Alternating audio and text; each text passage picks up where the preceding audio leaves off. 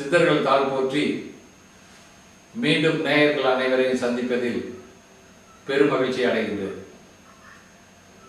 நீங்கள் கேட்கும் சந்தேகங்களை இதுவரை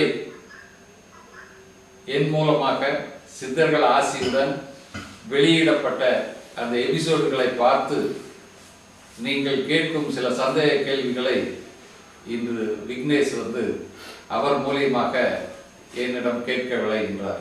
வணக்கம் சாமி.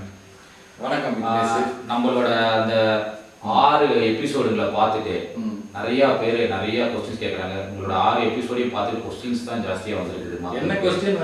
எனக்கும் பர்சனலாக சில கொஸ்டின்ஸ்கள் இருக்கு. பொதுவாக ஃபர்ஸ்ட் கொஸ்டின் என்னன்னா, நீங்கள் ஒரு சிவபக்தர், சித்தர்கள் எல்லாமே சிவபக்தர்கள் தான், சதாசிவன் சிவன் தான் எல்லாமே சொல்லி நிறைய வீடியோஸ் நம்ம பண்ணியிருக்கோம். ஆனால் வெளிநாடுகளில், மேற்கு நாடுகளில், குறிப்பாக ஐரோப்பாவில் ஒரு கருத்து என்னன்னா, மக்களுக்கு இன்க்ளூடிங் இந்தியன்ஸுக்கு சேர்த்து, சிவானா அழிக்கும் கடவுள், அழிப்பது தான் சிவனோட வேலை. உண்மைதான், அப்படிதான் சொல்றாங்க. ஸோ அது ஒரு கெட்ட சக்தியாக கூட சில சில சில புக்குகள்லாம் கூட இருக்கு, நம்பிக்கைகள் இருக்குது. சிவனை கும்பிட்றவங்க கெட்டது தான் பண்ணுவான், ராவணன் மாதிரி.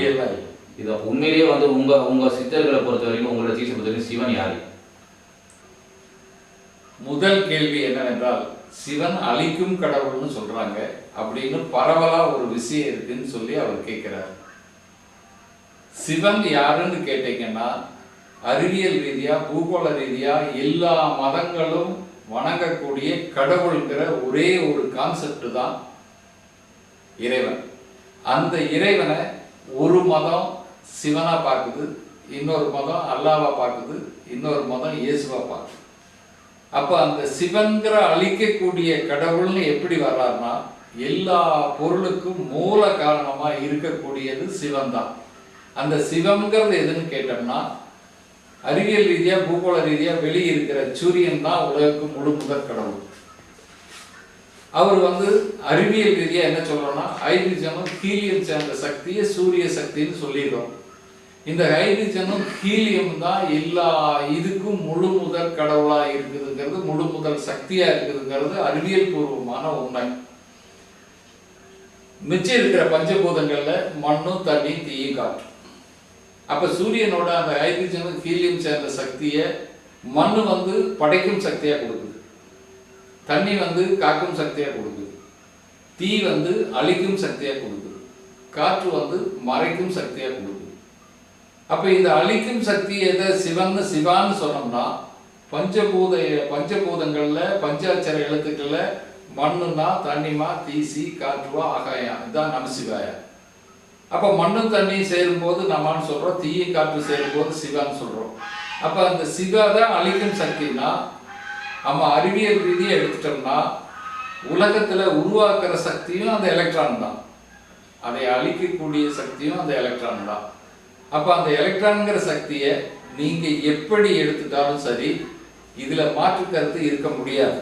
அப்போ ஒரு பொருள் உருவாக்கணும்னா ஒரு உயிர் சக்தி வேணும், அதை அழிக்கணும்னா அதுக்கு ஒரு உயிர் சக்தி வேணும். அப்ப இந்த சக்தியை எப்படி பயன்படுத்துறோங்கிற விதத்துல, எப்படி புரிஞ்சுக்கிறோங்கிற விதத்துல இருக்கிற அறிவு தான் நம்ம மக்களிடத்துல வேறுபட்டு இருக்கிற ஒழிய, ஆனா செயல் ஒன்றுதான். அது அழிக்கிறதுக்கும் ஆகும், ஆக்கிறதுக்கும் ஆகும். அப்ப இதை நீங்க எப்படி புரிஞ்சு எப்படி எடுத்துட்டாலும் சந்தோஷம். நல்லா சிந்தனை பண்ணி யோசனை பண்ணி பாருங்க. அந்த சக்தி நமக்குள்ள ஆக்கும் சக்தியாகவும் இருக்கு, அழிக்கும் சக்தியாகவும் இருக்கு. இப்ப ஆக்கும் சக்தினா நமக்குள்ள இருக்கிற ஆன்மா தான் ஜீவாத்மா, அது நம்மளை ஆக்டிவேட் பண்ண வச்சுட்டு இருக்கு. அதே மாதிரி அதே உணவு, நம்ம சாப்பிட்ற உணவை ஜீரணம் பண்ணி அழிக்க வைக்கிறதும் அதே உயிர் சக்தி தான், அதே உஷ்ண சக்தி தான். அப்ப 2 சக்தியும் அது செய்யுது, ஆக்கலும் அழித்தலும் சிவம். அப்ப சிவத்தை நீங்க ஆக்கும் சக்தியா பயன்படுத்துறதுனாலும் பயன்படுத்தலாம், அழிக்கும் சக்தியா பயன்படுத்துறதுனாலும் பயன்படுத்தலாம். 2க்கும் ஒண்ணுதான் காரணம். அதை எப்படி மக்கள் யூஸ் பண்றாங்கிற விதத்துல தான் அதை நாம கருத்துல எடுத்துக்க முடியும். அது உண்மைதான். ஜென்ரலாவே என்ன சொல்றாங்கன்னா, சிவனை கும்பிடுறவங்க எல்லாமே மந்திரவாதிங்க, அழிக்கிறவங்க இல்ல. சிவம்ங்கிறது என்னன்னா, நமக்குள்ள இருக்கிற ஆன்மா தான் சிவம். எல்லோரும் சூரிய நமஸ்காரம் பண்ணுங்கன்னு சொல்றீங்க. அப்ப காலையில எழுந்திரிச்சு குளிச்சுட்டு 7 மணிக்கு போய் வானத்தை பார்த்து சூரிய நமஸ்காரம் பண்ணுன்னா, அது புறத்துல சொல்லப்பட்ட விஷயம். அகத்துக்குள்ள இருக்கிற நமக்குள்ள இருக்கிற ஆன்மாவை தரிசிக்கிற விஷயம்தான் சூரிய நமஸ்காரம். அப்போ அந்த சூரிய நமஸ்காரம் ஆன்மா எங்க இருக்குன்னா, உள்ள இருக்கிற ஜீவன் ஜீவாத்மா, அதை வெளியிருந்து போய் இருக்கிற காற்று பரம்பொருள் பரமாத்மா. இந்த ஜீவாத்மாவும் பரமாத்மாவும் இணைஞ்சுதான் உயிராடுது. அப்போ உலகத்துக்கு முதல் சக்தியில் என்ன இருக்கு? சூரியன்ல ஹைட்ரஜனும் ஹீலியம். அப்ப இதை ஹைட்ரஜனா வச்சு இதை ஹீலியமா வச்சுட்டீங்கன்னா ரெண்டு இணையர் இடம் தானே ஆன்மா ஆடுற இடம். சூரிய நமஸ்காரம் டிவியில் பார்க்கலாம் குடிஞ்சு எதிரிக்கிறது அதெல்லாம் இல்லை. நான் பண்ணிட்டேன் சாமி. அதெல்லாம் இல்லை. அந்த ரெண்டு இணையர் இடம் தான் ஆன்மா ஆடுற இடம். அந்த ஆன்மாவை தரிசிச்சீங்கன்னா உங்களுடைய கர்ம வினை பயன் கழியுங்கிறதுக்காக தான் எல்லாரும் சூரிய நமஸ்காரம் பண்ணுங்கன்னு சொல்றாங்க.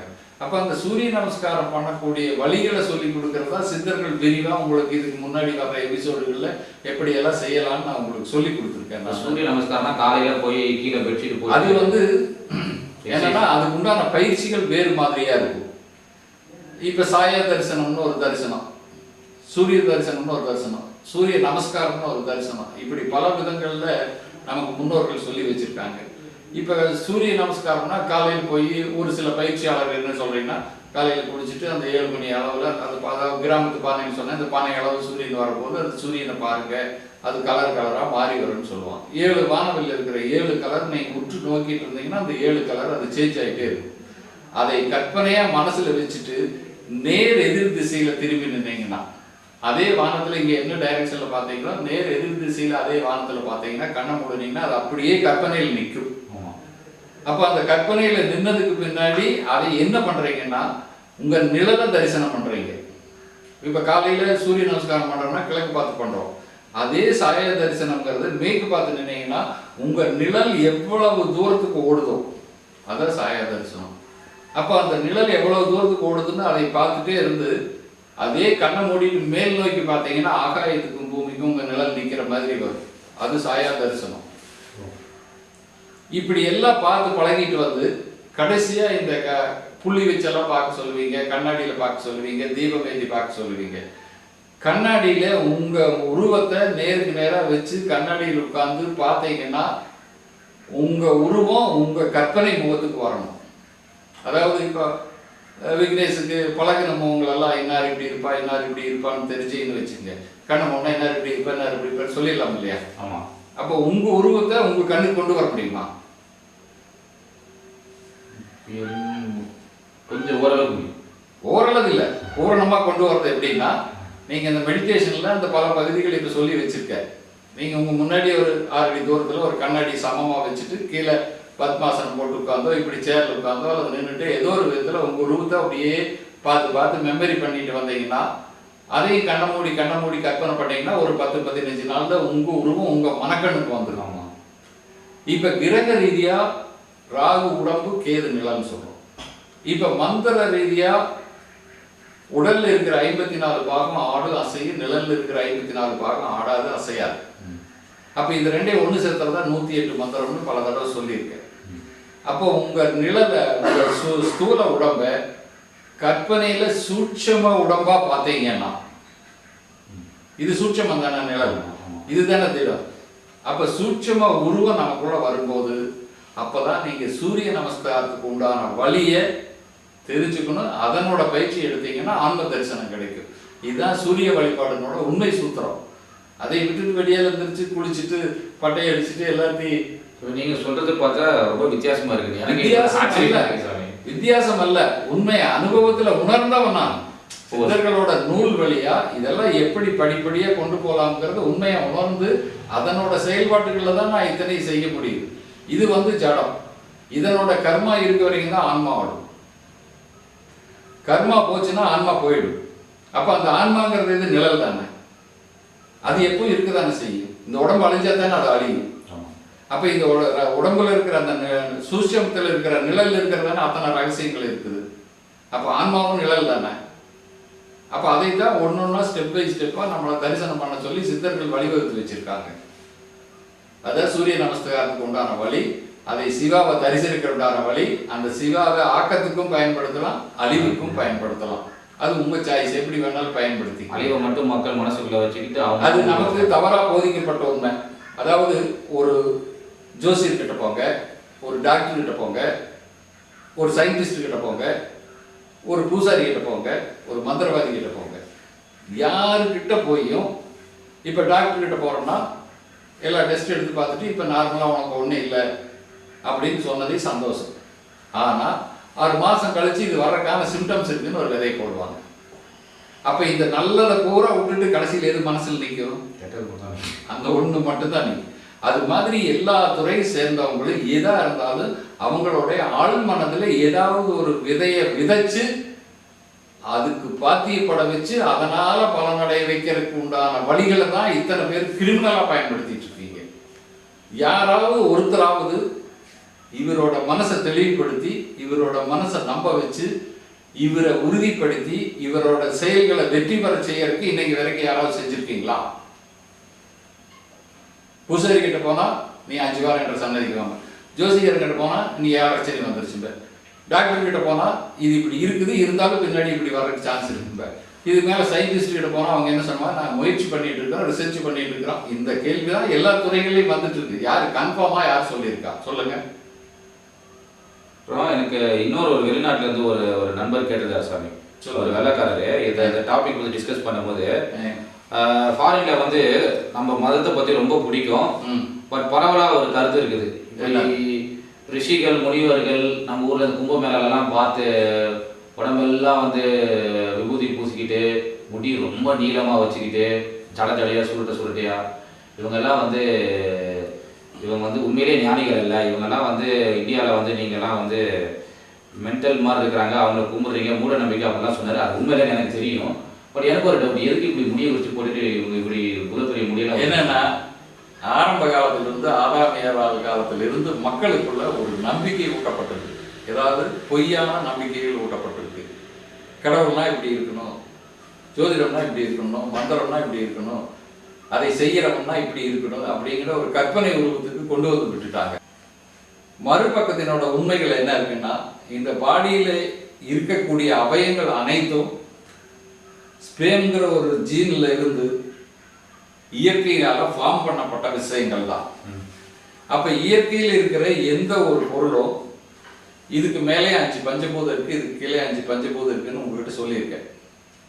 அப்ப கீழ் இருக்கிற பஞ்சபூதத்தினோட அம்சத்தை மேல இருக்கிற உறுப்புகள் காட்டும். இப்ப காதுனா கிட்னி, காது பெருசா இருந்தா கிட்னி பெருசா இருக்கு, காது சிறுசா இருந்தா கிட்னி சிறுசா இருக்கு. அப்படி ஆமா, அந்த மாதிரி ஒவ்வொரு உறுப்புகளை காட்டக்கூடிய விஷயங்கள் தான் மேல இருக்கும். இந்த உறுப்புகள் அனைத்தும் நார்மலா இருக்கணும்னா அதை எதுவும் நம்ம வந்து மாற்றி அமைக்க கூடாது. இப்ப முடி வளர்றது நார்மலா இயற்கை. இப்படி ஒவ்வொரு செயலும் பார்த்தா நேச்சரா பிறக்கும் போது என்னவா இருந்ததோ அதை அப்படியே விட்டுட்டோம்னா பாடியினோட நார்மல் இயக்கம் நார்மலுக்கு போயிடும். இதுல ஏதாவது நாம இப்ப டெய்லி நீங்க சேவ் பண்ற பழக்கம் இருக்குன்னு வச்சுங்க, டெய்லி சேவ் பண்ணா அந்த ஸ்கின் ஒரு மாதிரியா மாறும். அதே மாரி மேக்கப் பண்றோம்னா அது ஒரு மாதிரி மாறும். அதே பார்வையினோட சிந்தனையில வந்து நம்ம நார்மலா இருந்தோம்னா நம்ம பார்வையினோட வேறு விதமா இருக்கும். அப்ப அந்த வேஷத்துக்குள்ள போயிட்டோம்னா மனசுக்கு ஒரு கட்டுப்பாடு வரும். சாமின்னா இப்படிதான் இருக்கணும், ஞானினா இப்படிதான் இருக்கணும், ரிஷினா இப்படிதான் இருக்கணும், ஒரு கட்டுப்பாடு வகுத்து வச்சுக்காங்க. அப்ப அந்த எல்லை மீறி அவங்க போக மாட்டாங்க முடியாது. அப்ப அந்த எல்லை மீறி அவங்க போகலைன்னா அவங்க கூட நடக்கக்கூடிய நிகழ்வுகளை அவங்க கவனிக்கிறதுக்கு ஆரம்பிப்பாங்க. அப்ப அவங்களுக்குள்ள கவனிக்கிறதுக்கு ஆரம்பிச்சாங்கன்னா எல்லாரும் பெரும்பாலும் என்ன சொல்றாங்கன்னா மூச்சை கவனின்னு தான் சொல்றாங்க. அப்போ அந்த பெரும்பாலான கட்டுப்பாடுகளை வகுத்துட்டு அவங்களுக்கு என்னவா இருக்கு, கவனம் என்னவா இருக்கும், அந்த யோசனையில தான் இருப்பாங்க. அந்த யோசனையில எங்க இருப்பாங்க, இப்படி எதை யோசிச்சுட்டு இருப்பாங்க. அப்ப ஆட்டோமேட்டிக்கா அவங்க மூச்சை கவனிக்கிறதுக்கு ஆரம்பிக்கிறாங்க. அப்ப இந்த மூச்சு தான் எல்லா உயிரினங்களுக்கு சூத்திரதாரின்னா அதை கவனிச்சீங்கன்னா அது பல ரகசியங்களை உங்களுக்கு சொல்லித்தரும். என்ன சொல்லித்தரும்னா மெடிக்கல் ரீதியா, அறிவியல் ரீதியா, பூகோள ரீதியா பிரெயின்ல 8ல் 1 பகுதி இயங்குதுன்னு தான் மருத்துவம் சொல்றோம். நம்ம இதுவரை கண்டுபிடிச்சிருக்கோம். அப்ப இன்னும் 7 பகுதி சும்மா இருக்கு. அப்ப இந்த 7வது அதாவது ஒரு பகுதியிலிருந்து 2வது பகுதி ஓபன் பண்ணக்கூடிய விஷயம் இந்த வாசி யோகம், குண்டலி யோகம், தியானம், மெடிடேஷன், இந்த மூச்சு பயிற்சி, மூச்சு கவனித்தல், அதுல எல்லாம் வந்து நீங்க போய் கொஞ்சம் ட்ரை பண்ணி பார்த்தீங்கன்னா அதுக்கு உங்களுக்கு உண்மை தெரியும். அப்ப உண்மையா இருக்கணும்னா நம்ம நேச்சரா எப்படி வந்தோமோ அப்படி இருக்கிறது முடியெல்லாம் விட்டுட்டு இருந்தா சாத்தியம். அந்த எண்ணம் வரும். இல்லாட்டி இப்படி கண்டிஷனா ஒரு பிசினஸ்மேன் மாதிரி போய்கிட்டு வந்துகிட்டு இருந்தா அவங்க வந்து மற்றவங்க வந்து நம்மளை பார்க்குற பார்வை வந்து வேறு மாதிரியே போகும். நம்ம இந்த தோற்றத்தை நேச்சரா விட்டுட்டோம்னா மக்கள் வந்து பொதுவா பார்க்குற பார்வை என்னவா இருக்கும், இவர் சாமியார், இவர் ஞானி, இவர் ரிஷி, இப்படி எல்லாம் ஒரு கற்பனை நமக்குள்ள வரும். இப்போ இந்த தாயினோட கருவுல முதல்ல உருவாரு கப்பப்படினா, ரெண்டாவது உருவாரு கண்ணுனா. அப்ப சூரியனுக்கு என்ன பவர் இருக்குதோ அந்த பவர் வந்து கண்ணுக்கு இருக்கும். அப்போ ஒரு பொருள் மேல இயேசு சொன்ன மாதிரி ஒரு பொருளை 7 நாள் உயிர்ப்பிக்கும்னா, அப்போ அந்த மனிதனை பார்த்து மக்கள் இந்த கேரக்டர் இந்த கேரக்டர் இந்த கேரக்டர் இந்த கேரக்டர்னு சொன்னா அவருக்கு பவர் கூடுமா கூடாதா? அப்ப அவரும் அதை விட்டு போட்டு நாம இந்த நிலைக்கு வந்துட்டோம், நாம இந்த நிலையை அடைஞ்சே தீரணும்னா அந்த முயற்சிக்கு அவர் எடுப்பாரா எடுக்க மாட்டாரா? இதெல்லாம் சொல்லப்படாத விஷயம், தனக்கு கூட நடக்கிற நேச்சரினோட நிகழ்வுகளோட விஷயம். அப்ப அதுக்காக தான் அந்த மாதிரி வேஷம் போட்டா மக்களோட பார்வை நம்ம மேல திரும்பும், நம்மளும் அதை காப்பாத்திக்கிறதுக்காக என்னவெல்லாம் இருக்குன்னு முயற்சி இருக்குன்னு யோசிப்போம். அப்ப இது ரெண்டும் கலக்கும் போது அந்த நிலையை அடையணுங்கிற ஒரு வைராக்கி நம்ம மனசுக்குள்ள வந்துடும். அப்ப அதுக்குண்டான பயிற்சிகளை, அதுக்குண்டான வழிகளை, அதுக்குண்டான வேஷத்தை அவங்க தேர்ந்தெடுத்துட்டு இருப்பாங்க. அது வேணும். இப்ப சினிமாவிலேயே டிராமாவிலேயும் நடிக்க போற ராஜாவுனா ராஜா வேஷம் போடணும் இல்லையா, கோமாளின்னா கோமாளி வேஷம் போடணும் இல்லையா? அப்ப இதையெல்லாம் போட்டா தானே மக்கள் நம்புறாங்க. அப்ப அதே மாதிரி அந்த புனிதத்தன்மையான அந்த ஒரு இதுகளை நம்ம வச்சுக்கணும்னா அந்த மாதிரியான அம்சங்களை எல்லாம் நாம கையில் எடுக்கணும். தனக்கு தானே இயற்கையா வச்சாதான் அந்த வைப்ரேஷனே கிரியேட் ஆகும். வைப்ரேஷன் இல்லைன்னா கிரியேட் ஆகும். நம்ம எப்படி வந்து யூனிஃபார்ம் போட்டு ஸ்கூலுக்கு போனாதான் படிக்கிறோமோ அதே மாதிரி விஷயங்களும் முடிய நீளமா விட்டு இயற்கை இருந்தாதான் இயற்கையில் இருந்தா அது வந்து ஒவ்வொன்றும் ரிசீவ் பண்ணும். இப்ப முடி ஒரு சக்தியை ரிசீவ் பண்ணும், தோல் ஒரு சக்தியை ரிசீவ் பண்ணும், கண் ஒரு சக்தியை ரிசீவ் பண்ணும், காது ஒரு சக்தியை ரிசீவ் பண்ணும், அதை வாய் வெளிப்படுத்துறது. இப்படி 5 அவயங்களும் 5 சக்தியும் சேர்ந்து வெளிப்படுத்தி 5ஆ ஒன்னா செயல்படும் போது தானே இந்த 5 நமக்குள்ள நேரா வருது. அப்ப 5 நேரா வரும்போது பஞ்சபூதங்கள் அனைத்தும் நமக்குள்ள ஒரு ஸ்டெடியான நேர்கோட்டில் நிற்கும். அப்ப நேர்கோட்டில் நிற்கும் போது அதை நம்ம வேற யாரும் செய்யுமா செய்யாதா? அப்ப அதுக்கு அதெல்லாம் தேவையா இல்லையா? கண்டிப்பா தேவை. எல்லாத்துக்கும் ஒரு காரணம் இருக்கு. காரணம் இல்லாம முன்னோர்கள் சித்தர்கள் எந்த செயலையும் உருவாக்கி வைக்கவில்லை. நான் ஒரு புக்ல படிச்சேன் சாமி, இது ரொம்ப ஃபேமஸ், நிறைய பேருக்கு தெரியும். போகர் வந்து பறந்து உலகத்துக்கே போனாரு, 1000 வருஷம் வாழ்ந்தாரு, பல புக்குகள் எழுதுறாரு. இது வந்து போகர் ஒரு 2000 வருஷத்துக்கு முன்னாடி இருந்திருப்பாரோன்னு நினைக்கிறேன். 1000 வருஷம் வாழ முடியும் மனுஷனால. அதாவது இந்த விஷயம் வருங்காலத்துல சயின்ஸ் ப்ரூவ் பண்ண போகுது. 2030ல அறிவியல் துறை முன்னேறி மனிதன் விரும்பிய வரை வாழலாம்ங்கிற ஒரு கான்செப்ட் கொண்டு வர அளவுக்கு முயற்சிகளும் ஊக்கமும் சித்தர்கள் வகுத்த வழியினால அது கிடைக்க போகுது.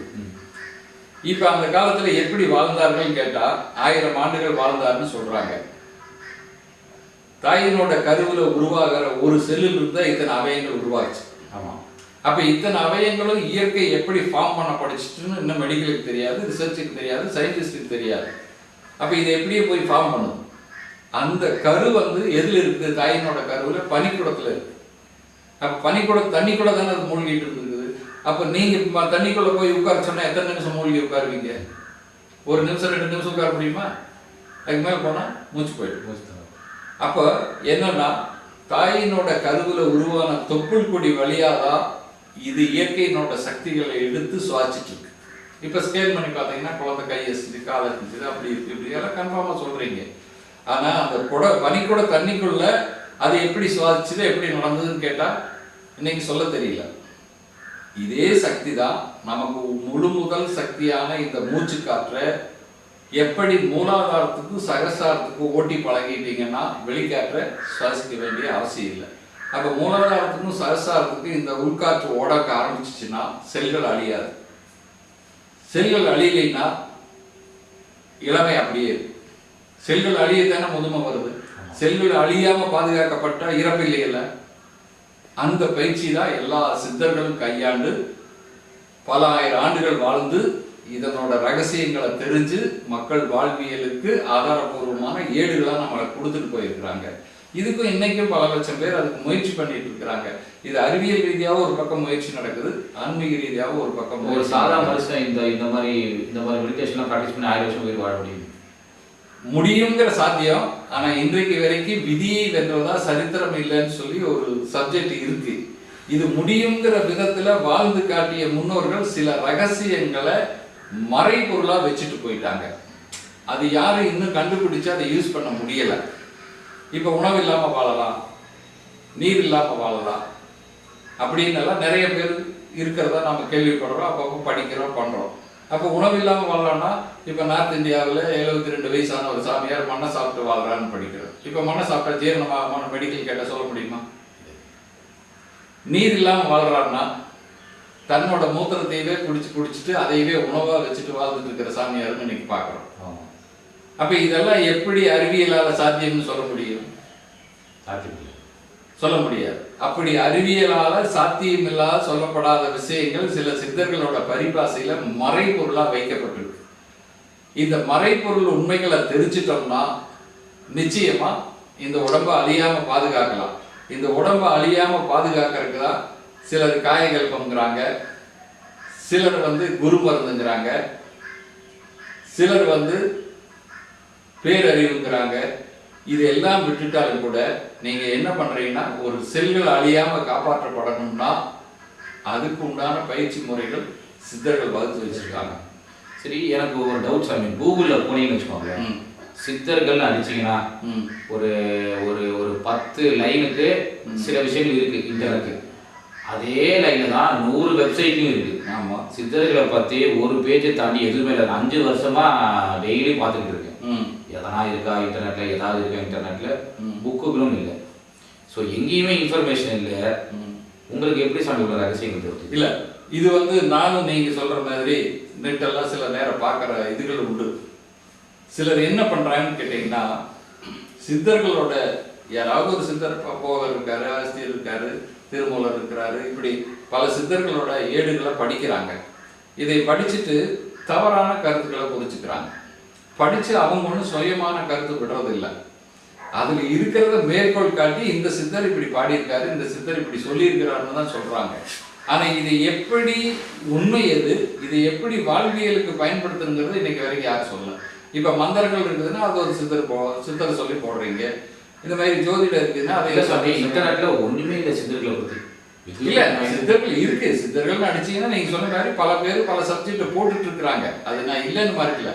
ஆனா உண்மை ரகசியம் என்னன்னா, நான் சொல்றதும் சித்தர்கள் சொல்லி வச்சதை நான் அறிஞ்ச விஷயத்திலையும் நேச்சர்னா என்ன, இயற்கைனா என்ன, அது எப்படி உலகத்தை வழி நடத்துது, எந்த உயிரினத்துக்கு இல்லாத ஒரு சிறப்பை இந்த மனித பிண்டத்துக்கு அந்த நேச்சர் எப்படி கொடுத்துருக்குது, இந்த கொடுக்கறதுனோட செயல்பாட்டுக்கு இடையில அந்த கர்மாங்கிற மாயை எப்படி நம்மளை தடுக்குது, அதை நீக்கிட்டோம்னு சொல்லி சொன்னா இயற்கையோட நாம எப்படி ஒன்றி போகலாம். அப்ப இயற்கையோட ஒன்றி போனா இயற்கை நமக்கு என்னதான் சாமி? எங்கேயுமே எந்த மேட்டருமே இல்லையே, உங்களுக்கு எப்படி சாமி இவ்வளவு அறிவு ஞானம் இல்ல? இது என்னன்னு கேட்டா உங்களுக்கு 2 விதத்துல எடுத்துக்கலாம். ஒண்ணு தாயினோட கருவுல கிரகங்கள் ஒரு மனிதனை எப்படி ஃபார்ம் பண்ணப்படுதுங்கிறது விஷயம், அது கருவிலேயே உருவாகிற விஷயம். இன்னொன்று முயற்சி அடையார் இகழ்ச்சி அடையார்னா இதை பத்தின ஞானம் விஷயம், அதாவது முன்னோர்கள் அவங்க அப்பா அம்மா அவங்க அப்பா அம்மா ஏதாவது ஆசைப்பட்டிருந்தா அந்த பிளட்னோட ஜீன்ல அவங்களுக்கு அது இருந்ததுன்னா அந்த காலகட்டம் வரும்போது இதை பத்தின சிந்தனையை அந்த ஆன்மாக்கள் எடுக்கும். இப்படிதான் ஒவ்வொருத்தரும் உருவாகிட்டு வர்றாங்களுடைய விருப்பப்பட்டோ வேணும்னு சொல்லியோ. இப்ப இத்தனை கோடி மக்கள் இருக்கிறோம்னா இதுல எத்தனை லட்சம் பேர் இதை பத்தி ஆராய்ச்சி பண்ணுவோம், இதை பத்தி சிந்திப்போம், எத்தனை லட்சம் பேர் தொழில் பிசினஸ் குடும்பம் மற்ற இதுகளை பத்தி சிந்திப்போம். அப்ப அந்த பிளட்டுங்கிற ஜீன்ல அந்த ஸ்பேம்ங்கிற ஒரு இதுல கொஞ்சமாவது அதை பத்தின சிந்தனை தாயோ தந்தையோ வைப்ரேட் ஆகி அது வாழையடி வாழையா எந்த பிறவிக்கு அது கிடைக்குதோ அவங்களுக்கு இதை பத்தின ஞானம் கிடைக்கும். ஆட்டோமேட்டிக்கா இறையாக பார்த்து நடத்தக்கூடிய விஷயம். நம்மளா போய் ஆராய்ச்சிலாம் பண்ணலாம். நம்ம பண்ணலாம்னா இந்த ரகசியங்களை எல்லாம் சித்த ரகசியங்களை எல்லாம் யாரும் அவ்வளவு ஈஸியா தெரிஞ்சுக்க முடியாது.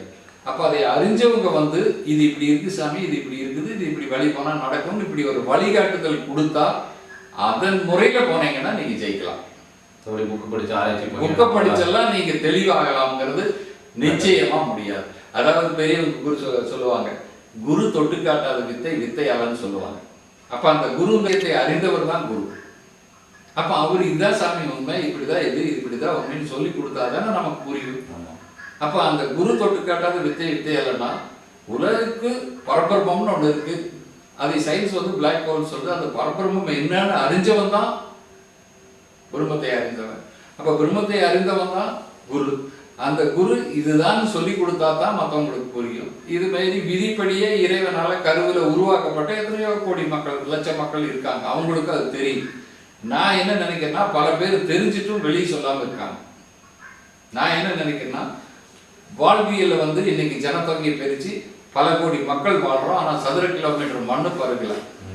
அதுக்குள்ள போட்டி போட்டு வாழ்க்கையை சக்சஸா பண்ணணும். அதை சக்சஸ் பண்றதுக்கு இயற்கையில, இறையில சித்தர்கள் வகுத்து வச்ச வழிகள் இத்தனை இருக்கு. நீங்க இதையும் கையில் எடுத்துட்டு போய் உங்க வாழ்க்கையை செம்மையடை முயற்சியுடனே பண்ணி பாருங்கன்னு சொல்றதுக்காக தான் இத்தனை விஷயங்களை நான் எளிமையா சொல்றேன். நேற்று நைட்டு நான் ஒரு படம் பார்த்தேன் சாமி, சைனீஸ் படம் ஒன்று. அதில் வந்து போதை தருமர் நம்ம தமிழ்நாட்டில் இருந்து சைனாவுக்கு போய் ஜென் புத்திசமை பரப்பி மார்ஷியல் ஆர்ட்ஸ் கற்றுக் கொடுக்குற மாதிரி ஒரு படம். அங்கே போய் என்னென்ன பண்ணாருன்னு. மார்ஷியல் ஆர்ட்ஸு ரொம்ப ஃபேமஸ் உலகம் ஃபுல்லாக, ஆனால் நிறைய பேருக்கு இந்த விஷயம் தெரியாது. மார்ஷியல் ஆர்ட்ஸு, குங்ஃபு இதெல்லாம் கண்டுபிடிச்சது தமிழ்நாடு. எல்லாரும் வந்து சைனா தான் இதுக்கு வந்து அப்பான்னு நினைச்சிருக்காங்க. நம்ம இது வரைக்கும் பிரபஞ்சத்தில் என்ன பார்த்துருக்கோம்? 5 பஞ்சபூதம் பார்த்துருக்கோம், சோலார் சிஸ்டத்தில் இருக்கிற 9 கிரகம் பார்த்துருக்கோம், அதுக்கு மேலே இருக்கிற நட்சத்திர மண்டலம் பார்த்துருக்கோம். அதுக்கு மேலே இந்த திதிகள்னு ஒன்று வச்சுருக்காங்களே, இந்த அமாவாசை, பௌர்ணமி, ஏகாதசி, சஷ்டி, திரியோதசி, சதுர்தசி, இந்த மாதிரி எல்லாம் பஞ்சாங்கத்தில் திதிகள் இருக்கு இல்லையா? இப்போ இந்த உடம்புல வந்து பஞ்சபூதங்களை காமிச்சிட்டோம். அப்போ 9 கிரகங்கள் எப்படி பதிவாகுன்னு பார்த்துட்டோம். இன்னும் நட்சத்திரத்தையும் திதிகளையும் பார்க்கலாம். இந்த திதி எதுக்கு வந்திருக்குன்னா, இப்ப இறந்தவர்களுக்கு திதி கொடுக்குறேன்னு சொல்றோம் இல்லையா? யாரு வளர்பிறையில இன்ன திதியில இருந்தா அடுத்த வருஷம் அதே மாசம் வளர்பிறையில இன்ன திதி வரும்போது அவங்களுக்கு திதி கொடுக்குறேன்னு சொல்றோம் இல்லையா? இதுதான் ஆன்மாவை சுட்டி காட்டக்கூடிய முதல் விஷயம். அப்ப இந்த ஆன்மாவை சோல்னு சொல்றீங்க இல்லையா? இப்ப இந்த உடம்புல அந்த திதிங்கிற ஒண்ணு, சோல்ங்கிற ஒண்ணு, இது ரெண்டையும் வச்சுதான் வர்ம கலைங்கிற ஒண்ணு கிரியேட் பண்ணப்படுது. இது எப்படின்னு கேட்டீங்கன்னா ரகசியம். இந்த அறிவியல் ரீதியா, பூகோள ரீதியா இந்த உயிர் எங்க இருக்குதுன்னு யாருக்கு ஒன்றும் தெரியாது, யாரும் சுட்டி காட்டவும் முடியாது. பௌர்ணமி அன்னைக்கு இதனோட உயிர் சுழற்சி வலது கால் பெருவிரல்ல இருக்கும், ஆன்மாவோட சுழற்சி. அஷ்டமிங்கிறது இடுப்புக்கு வரும், 8வது நாள். அதுல இருந்து அமாவாசை வரைக்கும் இங்க வரும். அமாவாசையிலிருந்து அடுத்து அஷ்டமி, அடுத்து பௌர்ணமி. நீங்க சொல்றது வந்து இந்த ஆத்மா சொல்றீங்களா? ஆத்மா சூரியனோட உயிர் சுழற்சி எப்படி உலகத்து கிரகங்களோட சுழற்சி இருக்கோ, அந்த பஞ்சபூதங்களை விட்டு, கிரகங்களை விட்டு, நட்சத்திரங்களை விட்டு திதிங்கிற சுழற்சி தான் ஆன்மாவை கன்ஃபார்ம். அப்ப இந்த சுழற்சி மகாபாரத யுத்தத்திலே கூட ஒருத்தர் கொல்லும் போது உயிர் சுழற்சி இங்க இருக்குது, இங்க அடிச்சுன்னா கொண்டு போடுவாங்கன்னு சொல்லி பார்த்துட்டோம் இல்லையா? இந்த வர்ம கலையும் அப்படிதான். இன்னைக்கு பௌர்ணமியிலிருந்து எத்தனாவது நாள், எந்த இடத்துல உயிர் சுழற்சி இருக்கும், அது எந்த இடத்துல தாக்குனா அது சுருண்டு விழுங்கிறத வச்சுதான் அந்த திதியும் நட்சத்திரம் நாள் இது வளர்கிற அல்லது தேய்கிற அதை வச்சுதான் இந்த உடம்புல கணக்கிட்டு தான் அந்த குப்போ வர்ம கலையோ கிரியேட் பண்ணப்பட்டிருக்கு. இதை சொல்லி கொடுத்து தான் அந்த கலையை முதல்ல சொல்லி கொடுப்பாங்க. சும்மா இப்படின்னா நின்னுக்கிறேன் அப்படின்னா நின்னுக்கிறேன்னு சொல்லி கொடுக்கறதெல்லாம் இது மேலோட்டமா பார்க்குற விஷயம். உள்ள சப்ஜெக்டுக்குள்ள போனீங்கன்னா இதனோட சீக்ரெட் இருக்கு, இதையும் படிக்கலாம். இது உண்மைதான். டீப்பா போனாரு. நான் நினைச்சிருப்பேன் கண்ணா குத்துறது, அப்படியெல்லாம் இல்லை. அதெல்லாம் கேலண்டர் மனப்பாடமா கத்து கொடுத்துருவாங்க. இன்னைக்கு வளர்பிறையா, அஷ்டமியா இந்த இடத்துல, நவமியா இந்த இடத்துல, சஷ்டியா இந்த இடத்துல, அதெல்லாம் புள்ளி வச்சு அந்த மேப் போட்டு அது சப்ஜெக்ட்லயே சிலபஸ்லயே வருது. அதை கத்து கொடுத்து தான் அதுக்கு உண்டான வழிகளை 2வது தான் பயிற்சி கொடுப்பாங்க. அப்புறம் எனக்கு இந்த வர்மம் சொன்னது எனக்கு ஒரு கொஸ்டின். வர்ம கலை ட்ரீட்மெண்ட் சொல்லியே இருக்குது. கோயம்புத்தூர், சென்னையிலாம் ஒரு ஃபேமஸ் டாக்டர் கூட பார்த்தேன். அவர் உடம்ப தொட்டு தொட்டு உனக்கு இது இருக்குது, உனக்கு இந்த நோய் இருக்குது, உனக்கு லிவர் சரியில்லை அப்படி அப்படிங்கிறாரு. 2வது வந்து அவரே வந்து கையில வந்து நீ இப்படி நான் சொல்லிட்டா உனக்கு வந்து மாறிடும் நோய் மாறுதுங்கிறதுலாம் உண்மைதான். இப்போ வந்து என்ன பயிற்சி, இந்த இடங்களை காட்டி என்னமோ சொல்ல தொடு வருமா, ஆக்குபஞ்சர் பயிற்சி எல்லாம் கொடுக்குறீங்க இல்லையா? அது இதுல ஒரு பார்ட்டு தான். இதுல வர்ம கலைங்கிறது என்னன்னா, உலகுக்கு முதல் சக்தி சூரியன்னா கண்ணுக்கு அந்த பவர் கொண்டு வரதான் முதல்ல அந்த வேலை. அதுக்குன்னு தனியா பயிற்சி இருக்கு, சிலபஸ். டாக்டருக்கு கண்ணுக்கு பவர். இப்போ புலி இருக்குதுன்னா ஒரு மானை பார்த்தா இந்த மானை எதை கண்டு அடங்குது? புலியினோட பார்வை பார்த்து தான் அது செயல் எழுது போகுது, அப்புறம் தான் போய் மான் சாப்பிடுது. அதே மாதிரி கண்ணுக்கும் அவ்வளோ பவர் இருக்கு. அதுக்குன்னு ஒரு பயிற்சி எடுத்தீங்கன்னா உங்க கண்ணை வந்து பவர்ஃபுல்லா மாறும். இப்போ சில பேர்த்தோட கண்ணை பார்த்தோம்னா நேரா பார்த்து பேச தோணுது, சில பேர்த்தோட கண்ணை பார்த்தோம்னா நாம கண்ணை தாழ்த்த தோணுது, சில பேர்த்தோட கண்ணை பார்த்தோம்னா நம்ம நேரா அவங்கள ஃபேஸ் பண்ணி பார்க்கவே முடியல இல்லையா? அப்ப என்னன்னா அந்த கண்ணனோட பவரை வந்து நாம இன்க்ரீஸ் பண்ணிட்டோம்னா இதனோட வைப்ரேஷன் வந்து ஏர்ல டெலிகாஸ்ட் பண்ண முடியும். அதுக்கெல்லாம் மெடிடேஷன் இருக்கா சார்? அதுக்கு மெடிடேஷன் ஒன்றும் இல்லை. இப்போ தைராய்டு பிட்யூட் இருக்கிற மாதிரி பீனியல் கிளாண்ட் குண்டலி சக்தின்னு சொல்றீங்க இல்லையா, அது ஆக்டிவேட் பண்ணணும். அது ஆக்டிவேட் பண்ணா அதன் மூலியமா தான் இதை வந்து டெலிகாஸ்ட் பண்ண முடியும், வைப்ரேட் பண்ண முடியும், ஆக்டிவேட் பண்ண முடியும். அப்போ அந்த பயிற்சியெல்லாம் நீங்க முறையை எடுத்தீங்கன்னா பார்வையிலேயே வர்மத்தை உருவாக்கலாம். இப்போ சைனாவில் இருந்து கூட சமீப காலத்துக்கு முன்னாடி நீங்க டிவி வச்சுக்கோங்க, உங்க வீட்டுக்கு முன்னாடி ஒரு ஸ்பூனை வச்சுக்கோங்க, நான் அங்கிருந்து பார்த்து உங்களை வளைச்சு காமிக்கிறதுனால பண்ணியிருக்காருல்ல, அந்த மாதிரியான பயிற்சிகளுக்கும் அதுக்கும் சித்தர்கள் வழிவகுத்து வச்சிருக்காங்க. அதுல ஒரு அம்சம் தான் இந்த வர்ம கலைஞர். அதெல்லாம் உள்ள போய் பார்த்தீங்கன்னா அத்தனை சப்ஜெக்ட் நீங்க வந்து நம்ம எபிசோட்ல சொன்ன மெடிடேஷன் ஒரு ஸ்டார்டிங் ஸ்டேஜ் தான் இல்லையா? ஆமா, இதுல பல ஸ்டேஜ் இருக்கா? நிறைய ஸ்டேஜ் இருக்கு. அதாவது பிரெயினோட ஒரு பகுதி ஓபன், ரெண்டாவது பகுதி ஓபன் பண்றதுக்கு ஒரு மெடிடேஷன், மூணாவது பகுதி, நாலாவது பகுதி, அஞ்சாவது பகுதி, ஆறாவது பகுதி, ஏழாவது பகுதி, இதையெல்லாம் ஓபன் பண்ணிட்டோம்னா தான் இதனோட ரகசியங்கள் அனைத்து நமக்கு தெரியும். சிக்ஸ்த் சென்ஸ் பீனியல் ஓபன் ஆயிடும். இதெல்லாம் பண்றது எவ்வளவு வருஷம் முறையா சரியா தெரிஞ்சு உங்களுக்கு ஒரு 15-20 வயசுல ஒருத்தர் கிடைச்சு அவர் பயிற்சி கொடுத்தாருன்னா ஒரு 10-12 ஆண்டுகள்ல இது சாத்தியம். 40 வயசுல ஸ்டார்ட் பண்ண முடியாதா? பண்ணலாம். கர்ம வினைப்படி உங்க விதிப்படி அந்த யோகம் உங்களுக்கு கை கொடுக்க இருக்கும். ஏன்னா சிலருக்கு வந்து விதிப்படி அமைஞ்சு, நான் ஒருத்தர் பார்த்துருக்கேன், நான் அவர் குரு மனசு குருவாக கூட வச்சிருக்கேன். நான் அவருக்கெல்லாம் எழுது படிக்கலாம் தெரியாது. அவங்க அப்பா அதாவது தாத்தா இவங்க எல்லாமே இந்த சித்தர் வழியில வந்தவங்க. அப்ப அவரு படிக்க மாட்டாம வீட்டுல சண்டை கட்டிட்டு வெளியே போயிடுறாரு. போய் இந்த ரிஷிகேஷ் நீங்க சொல்ற மாதிரி இமயமலை கோயிலா மலையை சுத்திட்டு இருந்திருக்காரு. அவரோட 55வது வயசுல அவங்க அப்பா செத்து போவாருன்னு சொல்லி அவர் மனசுக்கு தோணி ஊருக்கு வர்றாரு, சொந்த ஊருக்கு. 12 வயசுல விட்டுட்டு போனவர் 55வது வயசுல எங்க அப்பா செத்து போவார். அப்புறம் வந்ததையுமே, எனக்கு இறக்கும் தருவாய் ஆயிடுச்சு, கடைசி காலம் வந்துட்டேன், இதை நீ வாங்கிக்கடான்னு சொல்லி ஒரு குருவார்த்தை சொல்லி கொடுத்தாரு. அப்ப 55வது வயசுல அவருக்கு அந்த ஞானம் அவர் மூலியமா கிடைச்சது. அப்பா வந்து மகனுக்கு இருக்கிறார். எப்படி ராமகிருஷ்ண பரமஹம்சர் விவேகானந்தருக்கு கொடுத்தாரோ அந்த மாதிரி அந்த அப்பா வந்து பையனுக்கு கொடுக்கிறார். அன்னையிலிருந்து அவர் அந்த நிலைக்கு போறார். எது கேட்டாலும் சொல்றாரு. இப்ப இங்க உட்கார்ந்துருக்காரு, ஐயா இந்த மாதிரி திருச்சியில என்ன நடக்குதுன்னு சொன்னா 2 நிமிஷம் கண்ணை மூடுறாரு, இந்த இடத்துல என்ன நடக்குதுன்னு சொல்றாரு. அப்பெல்லாம் நான் அது வந்து அனுபவபூர்வமா அறிஞ்ச விஷயம், உண்மைதான். இந்த இமயமலை சொல்ல ஞாபகம் வருது. ஆன்மீகவாதிங்கனாலே இமயமலையில தான் இருக்கணும்னு ஒரு ரூல்ஸ் இருக்குது. இந்த விஷயங்களை எல்லாம் சொன்னா சில பேர் கேலிய பார்ப்பாங்க, சில பேர் உண்மையை பார்ப்பாங்க, சில பேர் கிண்டலா பேசுவாங்க. இமயமலைக்கு சும்மா டூருக்கு போனா கூட இவன் சன்னியாசி ஆகிட்டான்னு சொல்லி இல்ல அப்படிதான் நினைச்சுட்டு இருக்கு. இல்ல என்னன்னா இமயமலைங்கிறது எம்ஜான் உடம்புக்கு சிரசே பிரதானம்ங்கிறது. கோயிலுக்கு கும்பாபிஷேகம் பண்றது இதான் கும்பம். இதுக்கு அபிஷேகம் பண்ண சொல்லி சித்தர்கள் பரிபாசையில சொல்லியிருக்காங்க. என்ன அபிஷேகம் பண்ண சொல்லியிருக்காங்க? இதைய பொதுவா ஏசு சொல்ல கீழே போற மூச்சை மேல் நோக்கி தட்டிங்கன்னா அது திறக்கும்னு சொல்லி. அப்ப இதுதான் எல்லாமுக்கும் சிரசை பிரதானம்னா இதுக்குள்ளதான் எல்லா விஷயங்களும் அடங்கியிருக்கு. அதாவது உலகத்தை இயக்கக்கூடிய அத்தனை விஷயங்கள் இந்த 5க்குள்ளேயே அடங்கியிருக்கு, அதை வச்சிருக்கு. இதான் கும்பாபிஷேகம், இதை இமயம், கைலாயம், நீங்க எது வேணாலும் பேர் வச்சுக்கலாம்.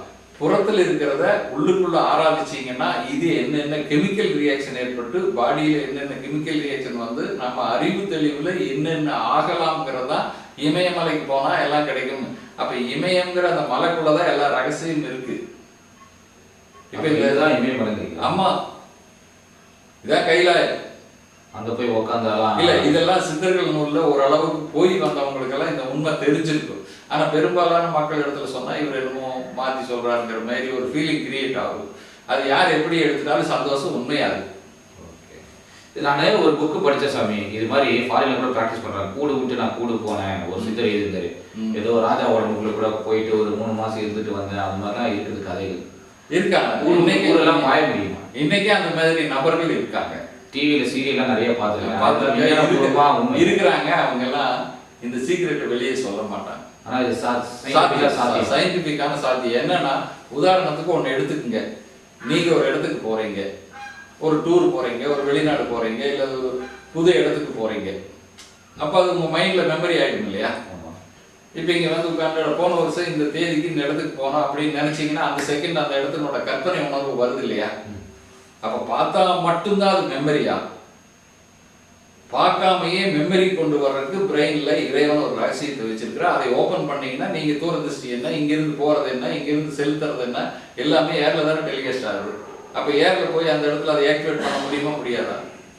ஸோ அந்த அந்த அந்த நிலைமை அடைஞ்சா நம்ம வந்து எங்க வேணாலும் போகலாம். இப்போ சித்தர்கள் எல்லாம் அப்படி வாழ்ந்தவர் தானே, உலகம் முழுவதும் அப்படிதானே சுத்திட்டு வந்திருக்காங்க. இப்பயும் சித்தர்கள் அப்படிதான் சுத்திட்டு இருக்காங்க. இப்பவும் அப்படிதான் சுத்திட்டு இருக்காங்க. சமீபத்துல ஒருத்தரை நான் கண்டுபிடிச்சேன். நான் இது வரைக்கும் அவரை நான் பார்த்ததில்லை. ஒருத்தர் உங்க மாதிரி ஒருத்தர் சொல்லி கேள்விப்பட்டு நான் போனேன். போய் பார்த்த உடனே உட்கார்ந்தாரு. உட்கார்ந்துட்டேன். என்ன சாமி, என்ன விஷயம்னா, நீ எல்லாம் வச்சிருக்க, எல்லாம் நிறைவா இருக்கு, ஏன் திருமூர்த்தி அப்படின்னா.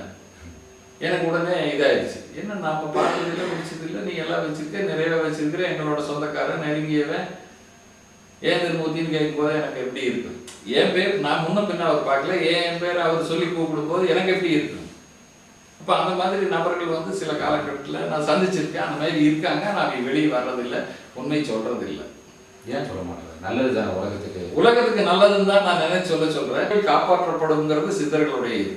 எல்லாமே எல்லாருக்கும் கொடுக்க முடியாது. அதுக்கு உண்டான வழிகளை நான் ஈஸியாக கொடுக்குறேன். முயற்சி உடையவே போய் பண்ணிக்கங்கன்னு தான் சொல்றேன். ஆனால் அந்த பெரும்ப ரகசியத்தை வந்து காப்பாற்றப்படுது, நானும் காப்பாற்றப்பட்டு வர்றேன்.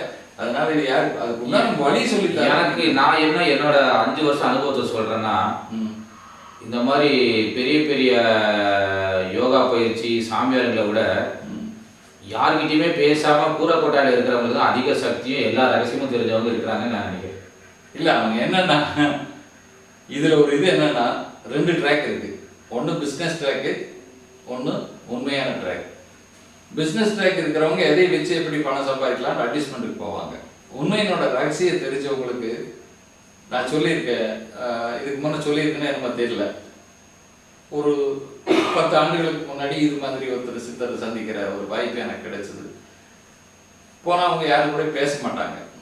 ஒரு தடவை 2 தடவை போயிட்டு வந்தால் அப்படியே, அப்புறம் 4 தடவை போனால் பழைய பரிச்சயம் ஆயிடும். அந்த பரிச்சயமானதுக்கு பின்னாடி வான்னு கூப்பிடுற அளவுக்கு நாம் நெருங்குறோம். அப்படி ரொம்ப நெருங்கி போனோம்னா உட்காந்து ஒரு வார்த்தை 2 வார்த்தை சொல்லுவாங்க, பேசுவாங்க. சரி, என்னதான் பண்ண நடக்க, நான் தொடர்ச்சியா போயிட்டே இருப்பேன். நான் டைம் கிடைக்கும் போதெல்லாம்.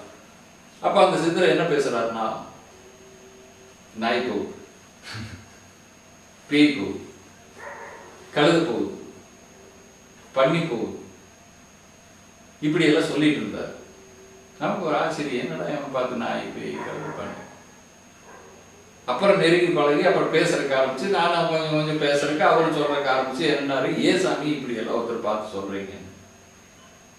அந்த உருவத்துல மனிதன் போறான்டா, அவன் நாய், அவன் பேய், அவன் கழுதை, அவன் குதிரை, அவன் பன்னி. இது எப்படி சாமின்னு உனக்கு காலப்போக்கில் தெரியும் போன்னு சொல்லிட்டு, இப்படி இந்த விஷயங்களை அறிஞ்சவங்களை நான் பல பேர்த்த சந்திச்சிருக்கேன். அவங்கெல்லாம் அது வெளியே வரணும், விளம்பரம் தேடணும், அதனால ஆதாயம் அடையணுங்கிற எண்ணம் கிடையாது. அதனால உலக மக்கள் விதிப்படி இறைவனால தீர்மானிக்கப்பட்டது அவனை கேட்டு கேட்ட போட்டு நமக்கு என்னன்னு அவங்க காம உட்கார்ந்துக்கிறாங்க. அவங்க அந்த நிலைக்கு போயிட்டா இதை எதுக்குன்றாங்க? அப்ப இது எதுக்கு வேணும் அவங்களுக்கு? அப்ப எதுக்கு இதை வெளியே சொல்லணும்? அவங்க சொல்லுங்க. எல்லாமே விதிப்படினா விதி இருக்கிறவங்க அவங்க தேடி வர போறாங்க. ஸோ அதை மார்க்கெட்டிங் பண்ண வேண்டிய அவசியம் இல்லை. இறைவன் அப்படியும் படைச்சு இப்படியும் படைச்சிருக்கிறார். அப்ப யாரு தெளிவடையணும், யாரு தெளிவடையக்கூடாதுங்கிறது இருக்கு. அப்ப அந்த பிசினஸ் பண்றவங்க இறைவன் தான் படைக்கிறான். அவனே இறைவன் தான் படைக்கிறான். ஏன்னா உலகத்துல பல செயல்கள் இருக்கு, அதை நாம் குறைய சொல்லக்கூடாது. ஏமாத்தவங்க இருக்கிறா, உண்மையா இருக்கிறவங்க இருக்கிறார். இது 2ம் பொழைக்கிற கொடுத்தா 2ஐயும் படைச்சது அவனோட விதி பயன் தான், இறைவன் தான். இப்ப யாரை இறைவனை குற்றம் சொல்றதா, அவனை குற்றம் சொல்றதா? யாரையும் குற்றம் சொல்லக்கூடாது. எல்லாம் அதுக்காக படைக்கப்பட்டிருக்கா, போக்குல போகுது. ஆமா. எனக்கு இது ஒரு பர்சனல் டவுட் சாமி. நான் புக்குகள் படிப்பேன். சில புக்குகள் நம்ம நண்பர்கள் கமல் கூட சொல்லுவாரு, நீங்களும் சொல்லியிருக்கீங்க, 7 ஜென்மம் எடுப்ப 7வது ஜென்மத்துல நல்ல ஒரு நான் யாருங்கிற சிந்தனை வரும்னு சொல்லியிருக்கீங்க அடிக்கடி. சில புக்குகளை வந்து பிறவி பெருங்கடலில் மாட்டிக்கொண்டு முடிக்கிறாங்க. சில புக்குகள்ல கவிதைகள் பாடியிருக்கேன். பிறவினா என்ன, ஜென்மம்னா என்ன? அதெல்லாம் உண்மைதான். எப்படி உண்மைன்னு கேட்டீங்கன்னா, பல பேர் திட்டுறது பார்த்துருப்போம். நீ 7 ஜென்மம் எடுத்தாலும் திருத்த மாட்டேங்கிறான்னு திட்டுவாங்க இல்லையா? ஆமாம். அந்த 7 ஜென்மம் என்னங்கிறது என்னன்னா, ஒரு அணு புதுசா உருவாகுதுன்னா தாய் தந்தையினோட நல்வினை தீவினைக்கு ஏற்பத்தான் அது ஜனனம் எடுக்குது. இப்ப இந்த முதல் ஜனனத்துல 2வது ஜனனத்துல கர்மவினை பயணத்தான் கழிக்கும். 3வது ஜென்மத்துலதான் என்னடா இப்படி இருக்குன்னா இறையும் விதியையும் யோசிக்கும். 4வது ஜென்மத்துல இறையும் விதியும் பகுத்து பார்க்கும். 5வது ஜென்மத்துலதான் கர்மாவை கழிக்கும். 6வது ஜென்மத்துல பிறவி பயன் அடையும். 7வது ஜென்மத்துல அந்த ஆன்மா முக்தி அடையும். பிறவி பயனாளினா என்ன அர்த்தம்? பிறவி பயனை வந்து அவங்களோட ஜாதகத்தை பார்த்தீங்கன்னா கேது எந்த இடத்துல இருக்குன்னு தெரிஞ்சா இவங்க எத்தனாவது பிறவி, எத்தனாவது ஆன்மா, எத்தனாவது ஜென்மம்னு சொல்லிடலாம். அது ஜோதிடர்களுக்கு எல்லா ஜோசிகர்களுக்கு தெரியும். இது எத்தனை ஜென்மத்துல இருக்கு. இந்த உடம்புக்கு வேணா 50 வயசாச்சு 60 வயசாச்சுன்னு சொல்லலாம். ஆன்மாவுக்கு எத்தனை வயசாச்சுன்னு சொல்லுவீங்க? உங்க ஆன்மாவுக்கு எத்தனை வயசுன்னு உங்களுக்கு எப்படி தெரியும்? அப்போ முதல் 2 ஜென்மத்தில் இருக்கவங்க வெறும் வந்து சாதாரண மக்கள் மாதிரி. சாதாரண மக்கள் இல்லை, கர்மவினை பயன் என்னமோ அதை மட்டும்தான் அனுபவிப்பாங்க. அவங்களுக்கு எந்த ரெமடியும் கிடையாது. அவங்களுக்கு அறிவு கூட அந்த அளவுக்கு இருக்காது. ஸோ ஒரு 5 ஜென்மத்துக்கு மேலே இருக்கிறவங்க தான் கொஞ்சம் அறிவாங்களா. 4 ஜென்மம் வரும்போதே பகுத்தறிவுக்கு வந்துடுவாங்க, கொஞ்சம் இன்டெலிஜென்ட்டாக ஆகிடுவாங்க. அப்போ இந்த பிறவி கடல் லட்சக்கணக்கான பிறவி எடுத்து அவஸ்தைப்படுவோம் அந்த மாதிரி. இப்போ தமிழ் ஆண்டுகள் வந்து 60 ஆண்டுகள்னு குறிச்சிருக்கோம். ஒரு மனிதனுக்கு வந்து ஆயுசு 120 வருஷம்னு வச்சிருக்கிறோம். அதே மாரி பறவைகள், விலங்குகள், மிருகங்கள் எல்லாம் டிஃபரெண்ட். ஆமைன்னு பார்த்தோம்னா 400 வருஷம்னு வச்சிருக்கோம். நாயின்னு பார்த்தா 20 வருஷம் வச்சிருக்கோம். கழுதைன்னு பார்த்தா 40 வருஷம்னு வச்சிருக்கிறோம். இதெல்லாம் எப்படி தீர்மானிக்கப்படுது? அந்த ஸ்பேம்னோட ஜீனோட வைப்ரேஷன் என்னமோ அதுக்கு தகுந்த மாதிரி தான் இறை வந்து அதுக்கு ஆயுள தீர்மானிக்குது. இப்ப மனிதனுக்கு எந்த மனிதனாவது முழுமையா 120 ஆண்டுகள் வாழ்ந்த மனிதன் இருக்கானா? இப்ப இருக்கிற யுகத்துல இப்ப 110 வயசு வரைக்கும் நாம சமயமா பார்த்திருக்கோம். அப்ப இன்னும் அந்த 10 ஆண்டுகள் முடியலைக்கு போது இறைவன் அந்த 120 ஆண்டுகளையாவது கொடுத்து இதுலயாவது பிறவி பயணம் கிடைச்சிக்கிறதுக்கு முதல் 40 ஆண்டுகள்ல வாழ்க்கை பருவம், 2வது 20 ஆண்டுகள்ல நிம்மதி பருவம், அதுக்கு மேலே இருக்கிற ஒவ்வொரு பௌத்த ஆண்டுகள்லையும் இறை தேடுற பருவம். இந்த இடத்துலயாவது நீ இறைவனை தேடி இந்த ஜென்மத்திலேயே பிறவி பயனை கடிச்சுக்கோங்கிறதுக்காக தான் காலகட்டங்கள் அப்படி கொடுக்கப்பட்டிருக்கு. அப்ப அந்த வினைப்படி கர்மாப்படி நாம யாருமே அந்த ஆயுளை பூர்த்தி பண்ண முடியறது இல்லை. அப்ப அதை பூர்த்தி பண்ண முடியலன்னா அந்த அடுத்த ஜென்மத்துக்கு தானே போய் ஆகணும். அப்படிதான் ஜென்மங்கள் தொடருது. பிறவின்றது அப்படிதான் தொடர்ச்சியா வருது. அது எனக்கு அப்புறம் 2வது இது வந்து ஒரு பர்சனல் டவுட் சார். நான் நிறையா சாவு வீடுகளுக்கு போயிருக்கேன். செத்து போனதுக்கு அப்புறம் 3 நாள் விளக்கேற்றி வச்சிருவாங்க. செத்து போன போட்டோக்கு சாப்பாடுலாம் போடுவாங்க. இது எனக்கு சின்ன வயசுல இருந்தே ஒரு சிரிப்பு மாதிரி இருக்கும். எல்லாம் இறந்து போனது சாப்பிடுவார் நைட்டு, அங்கேயே தான் சுத்திட்டு இருப்பாரு. இல்ல அதெல்லாம் சிரிப்பே இல்லை. இது வந்து ஆனா வெளி உலகத்துல 90% வந்து இதை நம்புறது சிரிச்சுக்கிட்டு தான் இருக்கு. இதுல எந்த அளவுக்கு உண்மை இருக்கு? 100க்கு 101 உண்மை இருக்கு. இப்போ துர்மரணத்தால வர்ற ஆவிகள் வந்து இன்னொருத்தர் போய் பேய பிடிச்சிட்டாங்க, அவங்க அதன்படி ஆடுறாங்கிறதை பாக்குறீங்க இல்லையா? கேள்விப்பட்டிருக்கேன். கேள்விப்படுறதுல நிறைய கிடைக்குது. இப்ப போன வருஷம் கூட இந்த டிவியில ஒரு நிகழ்ச்சி நடந்தது. அது என்ன, கிராமப்புறங்கள்ல இருக்கிறவங்கள தான் பேய் பிடிக்கும், டவுன்ல இருக்கிறவங்கள பேய் பிடிக்காதான். கிராமப்புறங்கள் இருக்கிறவன் 2ஐயும் நம்புறான். எதை நம்புறான்? ஆன்மீகத்தையும் நம்புறான், அறிவியலையும் நம்புறான். ஆனா டவுன்ல இருக்கிறவங்க என்ன பண்றாங்க? சயின்ஸ் அறிவியல் நம்புறான். இந்த வருஷத்துல ஒரு 10 கேஸாவது கேட்ட அந்த மாதிரி வரும். எப்படி வரும்னு கேட்டா, டாக்டர் கிட்ட போய் பார்த்தா சார் எல்லாம் செக் பண்ணோம், எந்த நோயும் இல்லைன்னு சொல்றாங்க. ஆனா என்னால நிம்மதியா தூங்க முடியல, நிம்மதியா சாப்பிட முடியல, ஒரிஜினல் கான்சன்ட்ரேஷன் மைண்ட்ல இருக்க முடியல, சில நேரங்கள்ல நானே என்ன பண்றேன்னு எனக்கு தெரியலன்னு சொல்றாங்க. அப்ப மெடிக்கல் என்ன சொல்றது? பாடி ரீதியா அந்த எஃபெக்ட் இல்லை. அப்ப உடல் ரீதியா மனோ ரீதியா இவங்களுக்குள்ள என்னமோ பாதிக்குது. அப்ப அது என்னன்னு கண்டுபிடிச்சோம்னா, அப்ப அந்த ஜோதிடங்களை வச்சு கிரகங்களை பார்த்தோம்னா எந்த காலகட்டத்துல இதை ஒரு இப்படி சோல் வந்து இன்னொரு தீய சக்தி வந்து இவங்களை அட்டாச் பண்ணுங்கிறது கன்ஃபார்ம் ஆயிடுது. ஜோசியத்தை பார்க்க முடியும். ஜோதிடத்தை அப்படிதான் பார்த்து தானே ரெமெடி கொடுத்துட்டு இருக்கிறா. இப்போ இன்றைக்கும் கூட ஒருத்தர் வந்தாங்க. ஸோ ரேண்டமா இந்த கெட்ட சக்திகள் யாரையும் பிடிக்காது, அதுக்குன்னு கிரக அமைப்பு இருந்தால் தான் பிடிக்கும். இல்லைன்னா பிடிக்காது.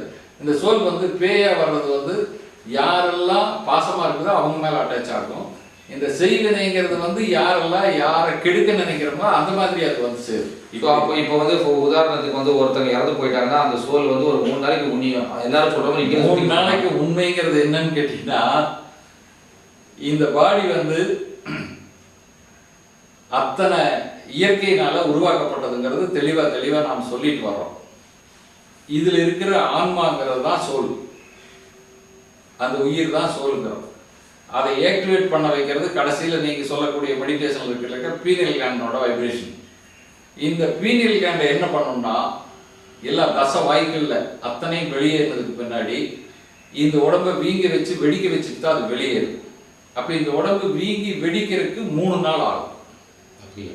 ஆமா. நம்ம வேண்டாம், ரோட்லயே ஒரு நாய் அடி எரிச்சிருமே சாமி 2 நாள்லயே. அது எரிக்கிறீங்க. இந்த ரோட்ல ஒரு ஆக்சிடென்ட் ஆகி ஏதோ அடிபட்டு நாய் செத்து கிடக்குது. முதல் நாள் இச்சோடு இருக்கு, 2வது நாள் இச்சோடு இருக்கு, 3வது நாள் தானே வெடிக்குது. அதே மாதிரி ஆன்மா உடம்பும் அந்த பீனியல் கிளாண்டம் வந்து மனித உடம்பை வெடிக்க வச்சுட்டு அது வெளியே போறதுக்கு 3 நாள் ஆகும். அப்ப அந்த 3 நாள் அந்த சோலுக்கும் பீனியல் கிளாண்டுக்கு டச் இருந்துட்டு அது போனா தானே இது அது கூட போகும்.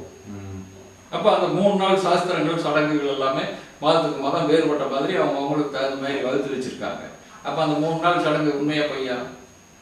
சாமி நீங்க சொன்ன இந்த ஆன்சர் நான் எங்கேயுமே கேட்டது இல்ல. நீங்க திங்க் பண்ணி பாருங்க, அறிவியல் ரீதியா திங்க் பண்ணுங்க. சோ இப்போ நம்ம வந்து 2வது நாளே வந்து எரிச்சிடுறோமே, அப்போ வந்து எப்படி ஆனாலும் அந்த சோலினோட வைப்ரேஷன் அந்த பீனியல் கிளாண்டோட, அதாவது பிறந்த குழந்தை வந்து 3 மாசம் உச்சி துவாரம் மூடாது. அது தன்னை போல சிரிக்கும், பேசும், அது என்னமோ பண்ணும். அப்ப என்ன சொல்லுவாங்க, அந்த தாய் சாமியோட பேசிட்டு இருக்குமா. அப்போ உச்சி துவாரம் வந்து மூடாத வரைக்கும் நேச்சர்னோட லிங்க் டைரக்டா அதை ஆக்டிவேட் பண்ணிட்டு இருக்கு. அப்ப இறை சக்தி அதுக்குள்ள ஆக்டிவேட் ஆயிட்டு, அது மூடினா தான் கர்மவினை பயனுக்கு அது வரும். அது மூடினா தான் சிந்திக்கிறதுக்கு ஆரம்பிக்குது, தாய் தந்தை பார்க்கறதுக்கு ஆரம்பிக்குது, அப்புறம் சிரிக்கிறதுக்கு ஆரம்பிக்குது. அதே மாதிரி தான் இந்த சோலும் பாடியிலிருந்து உள்ள வர்ற விதமா தான் வெளியே போற விதமும் அதுதான். நீங்க எரிச்சாலும் சரி, புதைச்சாலும் சரி, என்ன பண்ணனாலும் சரி, ஒரு 3 நாளைக்கு அந்த சோல் அப்படியே தான் அங்கேயே தான் இருக்கும். அப்புறமேட்டு ஒரு 40 நாள் கழிச்சு இன்னொரு பூஜை பண்றாங்க. இது வந்து சிலதையெல்லாம் அறிவியல் ரீதியா ஏத்துக்கலாம், சிலது வந்து அறிவியல் ரீதியா ஏத்துக்க முடியாது. ஏன் ஏத்துக்க முடியாதுன்னா, சடங்குங்கிற பேர்ல நம்மளை டைவர்ட் பண்ணி வேற குரூப் ஆதாயம் அடைகிறதுக்காக சிலதெல்லாம் அவங்க சாத்தாக்கெல்லாம் 40 நாள் கழிச்சு மதுரைக்கு வர வச்சு இந்த பூஜை பண்ணாதான் ஒரு ஆத்மா சாந்தி அடையும் அப்படின்னு சொல்ல வச்சு நம்ப வைக்கிறாங்க. நீ ப்ரூவ் பண்ணுங்க, நான் எந்த விஷயமானாலும் ப்ரூவ் பண்றேன். அப்புறமேட்டு எங்க வீட்டுல வந்து என்ன சொல்றாங்கன்னா, சாமி வருஷம் நம்ம இறந்து போனவங்களுக்கு திதி பண்ணணும், அவங்க சாப்பாடுலாம் வேணாம் வந்து சாப்பிடுவாங்க. அது என்னன்னு கேட்டீங்கன்னா, இந்த நட்சத்திரங்கள் எடுத்தீங்கன்னா ஆயில்யம், மிருகசீரம், கேட்டை, திருவாதிரை, திருவோணம், இந்த 5 நட்சத்திரமும் சூரியனோட சுழற்சி பட்டப்பாதையில் வரும்போது சூரியனுடைய நேர் பார்வையில படுறது இல்லை, ஏதாவது ஒரு கிரகங்களோட மறைவிலே அது வந்துட்டு இருக்கு. அதே மாதிரி திதிகள்னு சொல்லக்கூடிய விஷயங்கள்லையும் அந்த திதிகள்னு சிலது வந்து இந்த நட்சத்திரங்கள் மாதிரி சூரியனோட நேர் பார்வைக்கு படுறதில்லை. அது பாசிட்டிவான வைப்ரேஷன் பெற்றதா நெகட்டிவான வைப்ரேஷன் பெற்றதா வளர்பிறை தேய்பிறைங்கிறத வச்சுட்டு அது கன்ஃபார்ம் பண்ண முடியும். அப்ப கன்ஃபார்ம் பண்ணா இந்த நட்சத்திரங்கள் மாதிரி எந்த திதிகள் வலு இல்லையோ அவங்களுக்கெல்லாம் அந்த திதிகளுக்கு வலு கொடுக்கிற மாதிரி தான் வருஷம் நம்ம கொடுக்குற அந்த திதி வந்து விஞ்ஞானபூர்வமான உண்மை. நம்ம இறந்தவங்களுக்கு எல்லாம் போய் செய்யணும், அந்த பவர் போய் சேருங்க. சரி, இது வந்து ஒரு பர்சனல் கொஸ்டின் சாமி. நான் வந்து சொல்லுங்க, விஞ்ஞானபூர்வமா இதை வந்து ஏத்துக்கிறது இல்லை, பட் ஞானிகிட்ட கேட்டு தெரிஞ்சுக்கலாம்னு ஆசை. எனக்கு ஒரு 4-5 உங்க பாசத்துல சொல்லணும்னா பெண்கள், கிராமத்து பெண்கள், கிராமத்து பேக்ரவுண்ட் இருக்கவங்க நிறைய பேர் சொல்லியிருக்காங்க, நைட்டு தூங்கிட்டு இருக்கும் போது எனக்கு நெஞ்சு மேல பயங்கர ப்ரெஷர் கொடுக்குது, யாரோ போட்டு அமுக்குற மாதிரி இருக்கு கையில வச்சு, அப்புறம் என்னை இழுத்துட்டு போற மாதிரி இருக்கு. இது இங்கிலீஷ் படங்கள் கூட பார்த்துருக்கேன், இழுத்துட்டு போற மாதிரி இருக்கு ஜன்னல் வழியா. உடனே நான் வந்து சாமி கும்பிட்டு அப்படியே எழுந்திரிச்சிடுறேன், அது வந்து ஏதோ ஒரு சக்தி என்னை விட்டு போன மாதிரி இருக்குது. இந்த மாதிரி ஃபாரின்லேயும் நிறைய படங்கள் பார்த்துருக்கேன். அப்புறமேட்டு ஃபாரின்ல வந்து இது ஒரு குறிப்பாக வந்து அங்கேயும் வந்து வில்லேஜில் இருக்கிறவங்க இதெல்லாம் நம்புவாங்க, இது வந்து ஏதோ ஒரு ஆத்மா வந்து என்ன ரேப் பண்ணுற மாதிரி ஃபீலிங் வருது, அதெல்லாம் உண்மை 100க்கு. இதெல்லாம் வந்து நான் வந்து என்ன நினைச்சிட்டு இருக்கேன்னா இவங்க வந்து மனப்பிரமையில ஏதோ போய் சொல்றாங்களோ இல்ல மண்டையில ஏதோ கோளாறு போச்சோ நான் நினைச்சிட்டு இல்ல. மனோதத்துவ டாக்டர்கள் வந்து அதைத்தான் சொல்றாங்க. நீ ஏன் மனப்பிரமையில வந்து மனக்குள்ள அந்த மாதிரி நீ பதிய வச்சுட்டு நீ அந்த மாதிரி நடிச்சிட்டு இருக்கிறேன். இன்னும் சிலதுக்கெல்லாம் எந்த துறையும் நிவாரணம் சொல்லலை. இப்போ ஒரு அட்லீஸ்ட் ஒரு குழந்தை எடுத்துக்குங்க, ஏற்றுக்கணும்னு சொல்றீங்க, எந்த மெடிசன் போட்டாலும் நல்லா ஆகுதா? அந்த காலத்து மாதிரி ஏடு எழுதி கட்டுவாங்க இல்லையா இந்த பானை வரையில், அதை எழுதி கட்டினா அடுத்த நிமிஷம் இது ரெடி ஆகுது இல்லையா? இது 16 வயசு வரைக்கும் அந்த கிரக பாதிப்புல அந்த குழந்தைகளுக்கு ஏற்றுக்கணும்னு சொல்லி பேர் வச்சு அது பண்றீங்க. ஏற்றுக்கோணத்துல இன்னைக்கு வரைக்கும் மெடிக்கல்ல தீர்வு இல்லை. அதே மாதிரி கிரக ரீதியா வரக்கூடிய உணர்வுகள்ல இப்போ சூரியன் எலும்பு, சந்திரன் ரத்தம், செவ்வாய் மச்சம், புதன் தோல் இப்படி எல்லாம் சொல்லி கொடுத்துருக்கோம் இல்லையா? அது எது எது நீசமா உங்களுக்குள்ள பதிவாயிருக்கு எந்த கிரகங்கள், அந்த கிரகங்களோட திசையும் புத்தியும் வர்ற காலத்துல இந்த ஏர்ல இருக்கிற அந்த நெகட்டிவான வைப்ரேஷன் உங்களுக்குள்ள பாஸ் ஆகும். இந்த ஏர்ல தானே எல்லா வைப்ரேஷன் இருக்கு. பாசிட்டிவானது இருக்கு, நெகட்டிவானது இருக்கு. நீங்க சொல்ற மாதிரி நல்ல சக்தி இருக்கு, தீய சக்தி இருக்கு. அப்ப அந்த அமைப்பு பெற்றவங்களுக்குள்ள பிளட்ல அது ஏடாயிடும். அப்ப அந்த பிளட்ல ஏடாச்சுன்னா இந்த பிளட்ல என்ன இருக்குன்னு மெடிக்கல் சொல்லும் போதே பிளட்டை பவர்ஃபுல்லா கிரியேட் பண்ண வைக்க முடியுமா? அப்ப என்னன்னா சித்தர்கள் காட்டிய ஆன்மீக ரீதியா, விஞ்ஞான ரீதியா, மந்திர ரீதியா அந்த சக்தி கிரியேட் பண்ணி வச்சுக்கிறதா எந்திரத்தினோட வேலை. இந்த மாதிரி நைட்டு வந்து அமுக்கிறது, யாரோ வந்து கையை பிடிச்சி வைக்கிற மாதிரி இருக்கிறது, இந்த அமுக்கிறதெல்லாம் யாருக்கு வரும்னா இந்த கிராம பகுதியில் அதை அமுக்கிறான்னு சொல்லுவாங்க. அது வந்து ஒரு மோகினி சக்தி. அதாவது மோகினி சக்தின்னா அப்படிதான் சொல்றாங்க, உடலுறவுக்கு இச்சைப்பட்ட சக்தி. அந்த சக்தி பிடிச்சவங்க எல்லாம் பாருங்க, ஆண்களானாலும் பெண்களானாலும் நாளுக்கு நாள் லீன் ஆகிட்டே வந்துட்டு இருப்பாங்க, ஒல்லியாயிடுவாங்க. இது சரியான ரெமடி கிடைக்காதவங்கள எலும்பு தோலும் ஆயிடுவாங்க. இது அடிக்கடி போட்டாங்க. இந்த அடிக்கடி இல்லை, அதுக்குன்னு ஒரு குறிப்பிட்ட நாள் இருக்கு. வாரத்தில் 2 நாள் 3 நாள் அந்த கிரக ரீதியாக அவங்களுக்கு எந்த கிரக, இப்போ ஞாயிறுனா சூரியன், அந்த கிரகம் நீசமா இருந்ததுன்னா அந்த நாள் வரும்.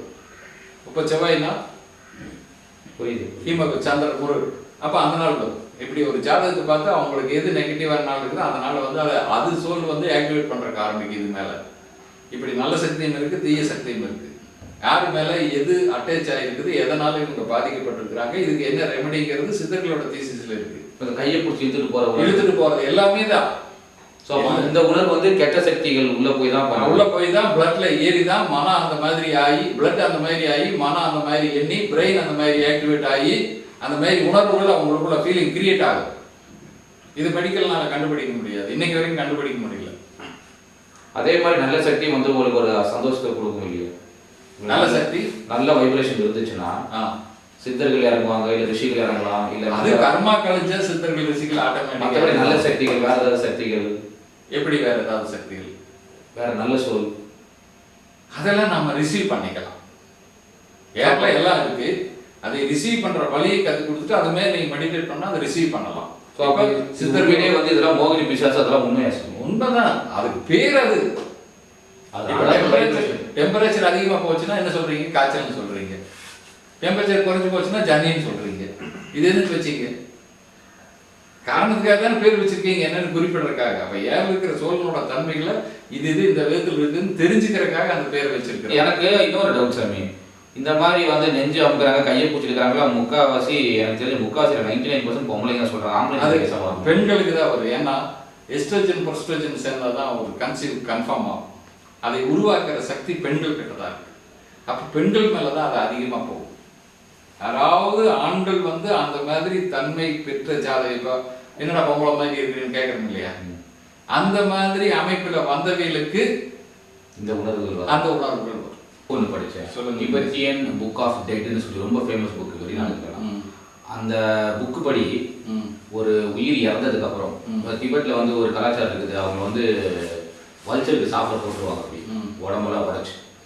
அப்புறம் என்ன ஆகும்னா அவங்க சோல் வந்து மேலோகத்துக்கு போகும். அதோட சில ஜட்ஜ்மெண்ட் கர்மாக்கள்லாம் வந்து இறைவன் அவங்க ஒரு சாமி ஜட்ஜ் பண்ணுறவர், அதுக்கப்புறம் ஜட்ஜ் பண்ணிட்டு ஒரு இடத்துல விட்டுருவாரு. அந்த சோல் வந்து மறுபிறவி எடுக்கிறதுக்கு காத்துக்கிட்டு இருக்கும். ஸோ யார் கன்சீவ் ஆகிறாங்கன்னு பார்த்துக்கிட்டே இருக்கும். ஸோ இதுக்கு வந்து என்ன கரெக்டாக இருக்குமோ அந்த கன்சீவ் ஆகிற டைமில் இது அது உள்ளே போயிடும். அது எவ்வளோ வருஷம் வேணாலும் ஆகலாம் அப்படின்னு சொல்லி ஒரு புக் இருக்குது, பழைய காலத்து புக்கு, 50 எழுதுன புக்கு. 100க்கு 101 உண்மை. ஏன்னா திபெத்திலே வந்து ஒரு வரக இல்லை, திபெத்தில அந்த மத தலைவர்கள் வந்து லாமாக்கள்னு சொல்லுவாங்க. இந்த லாமாக்கள் வந்து எல்லா பிரெயினையும் எப்படி ஆக்டிவேட் பண்றதுன்னு முக்காலமும் உணர்ந்தவர். நான் சொல்றேன்னா பிரெயினோட எல்லா பகுதியும் ஓப்பன் ஆனா இறை ரகசியம் எல்லாம் நமக்கு தெரியும்னு சொல்லி, அப்ப இறை ரகசியம் தெரிஞ்சா தானே அந்த பாடியினோட ரகசியம் தெரிஞ்சு போகுது. அப்ப அந்த பாடியில் இருக்கிற சோல் வந்து என்ன தன்மைக்கு உண்டானதுன்னு எல்லாம் அவங்க தியரியை எழுதி வச்சிருக்காங்க, நான் படிச்சிருக்கேன். அப்ப அந்த நிலையை அறிஞ்சவங்க இந்த ஆன்மா இந்த சோல் இப்படிதான் இருக்கு, இப்படித்தான் இது ஜென்மம் எடுக்க போகுதுன்னு தெரிஞ்சுக்கும்.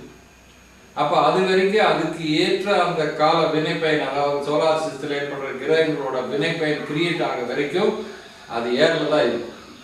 அப்ப அதுக்கு தகுந்த மாதிரி எப்ப வினைப்பயன் கிரியேட் ஆகுது, எந்த தாயினோட ஸ்பெம்ல போய் அது கன்சீவ் ஆகணுங்கிறது அது இயற்கை வகுக்கப்படுற நியதி. அப்ப அது திபத்துல வந்து லாமாக்கள் கரெக்டா அதை வச்சிருக்காங்க. நானும் படிச்சிருக்கேன், பல உதாரணங்கள் பார்த்துருக்கேன். அது மத தலைவரோட அந்த ஒரு வழிமுறைகளை அது ஒரு சப்ஜெக்டா வெளிவந்திருக்கு, அது உண்மையும் கூட. அதுல அந்த புக்ல வந்து இன்னொன்னு போட்டிருக்கு சார். அதாவது பெரிய பெரிய இந்த லாமாக்கள் இருக்காங்க இல்லையா, இப்போ ஒரு ஆத்மா இறந்து நம்ம அவங்க சொல்ற மாதிரி இந்த ஸ்டெப் பை ஸ்டெப் போகும்போது அதுக்கு வந்து நிறைய தடைகள் வருமா? அதாவது தடைகள் எல்லாம் எதுவும் வராது.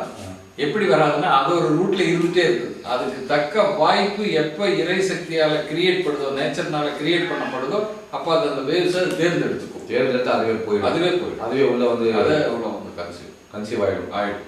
அதனாலதான் அபார்ஷன் பண்றது வந்து சட்டப்படி தப்புன்னு நிறைய நாடுகள் சொல்றாங்க. அயர்லாண்ட்லாம் வந்து எல்லா நாடுகள்லயுமே அபார்ஷன் பண்றது தப்புன்னு சொல்றாங்க. ஆனா இன்னைக்கு இருக்கிற நாகரிக சூழ்நிலையில இது அடிக்கடி நடந்துட்டு தான் இருக்குது. ஸோ இப்போ நம்ம அபார்ஷன் பண்ணா அப்போ ஏதோ ஒரு ஆத்மா உள்ள நுழைஞ்சுதானே கன்சீவ் ஆகுது. ஆமா, அபார்ஷன் பண்ணா அது கர்மா கழிக்காது. அதனாலதான் ஜனத்தொகைகள் பெருகிட்டே போயிட்டு இருக்கிறதுக்கு காரணம். இப்போ நம்ம இந்தியாவை எடுத்துட்டோம்னா சுதந்திரம் வாங்கும் போது 30 கோடி ஜனத்தொகை. இன்னைக்கு ஒரு 60 ஆண்டுகள்ல எத்தனை பெருக்கி வச்சிருக்கோம்? 125 கோடி பெருக்கி வச்சிருக்கோம். இப்ப இந்த மாதிரியான ஒரு அழிவுகள் நடந்ததுனால தானே திரும்ப அது ஜனனம் எடுத்துட்டு இருக்கு. அப்ப இதை குறைக்கணும்னா என்ன ஆகணும்? அப்ப அறிவியல் ரீதியா, பூகோள ரீதியா, ஆன்மீக ரீதியா இத்தனை விஷயங்கள் வந்து மனதுக்கு புரிய வைக்கணும். அப்படி புரியுற தன்மையில இன்னைக்கு இருக்கிற சுச்சுவேஷன்ல நம்ம இருக்கிறோமா?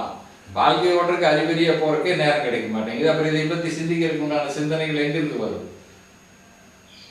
எனக்கு இன்னொரு பர்சனல் டவுட் சாமி. இது எனக்கு ஒரு 2-3 பேர் சொல்லியிருக்கிறாங்க. எனக்கு வந்து ஒரு தடவை கனவு வந்துச்சு. சில பேர் வீடு வந்து சில பேர் இறக்கும் போது அந்த வீட்டில் கெட்ட சக்திகள் உணர முடியும்னு சில பேர் சொல்லியிருக்காங்க. அது எல்லா சித்தர்களும் சொல்லியிருக்காங்க.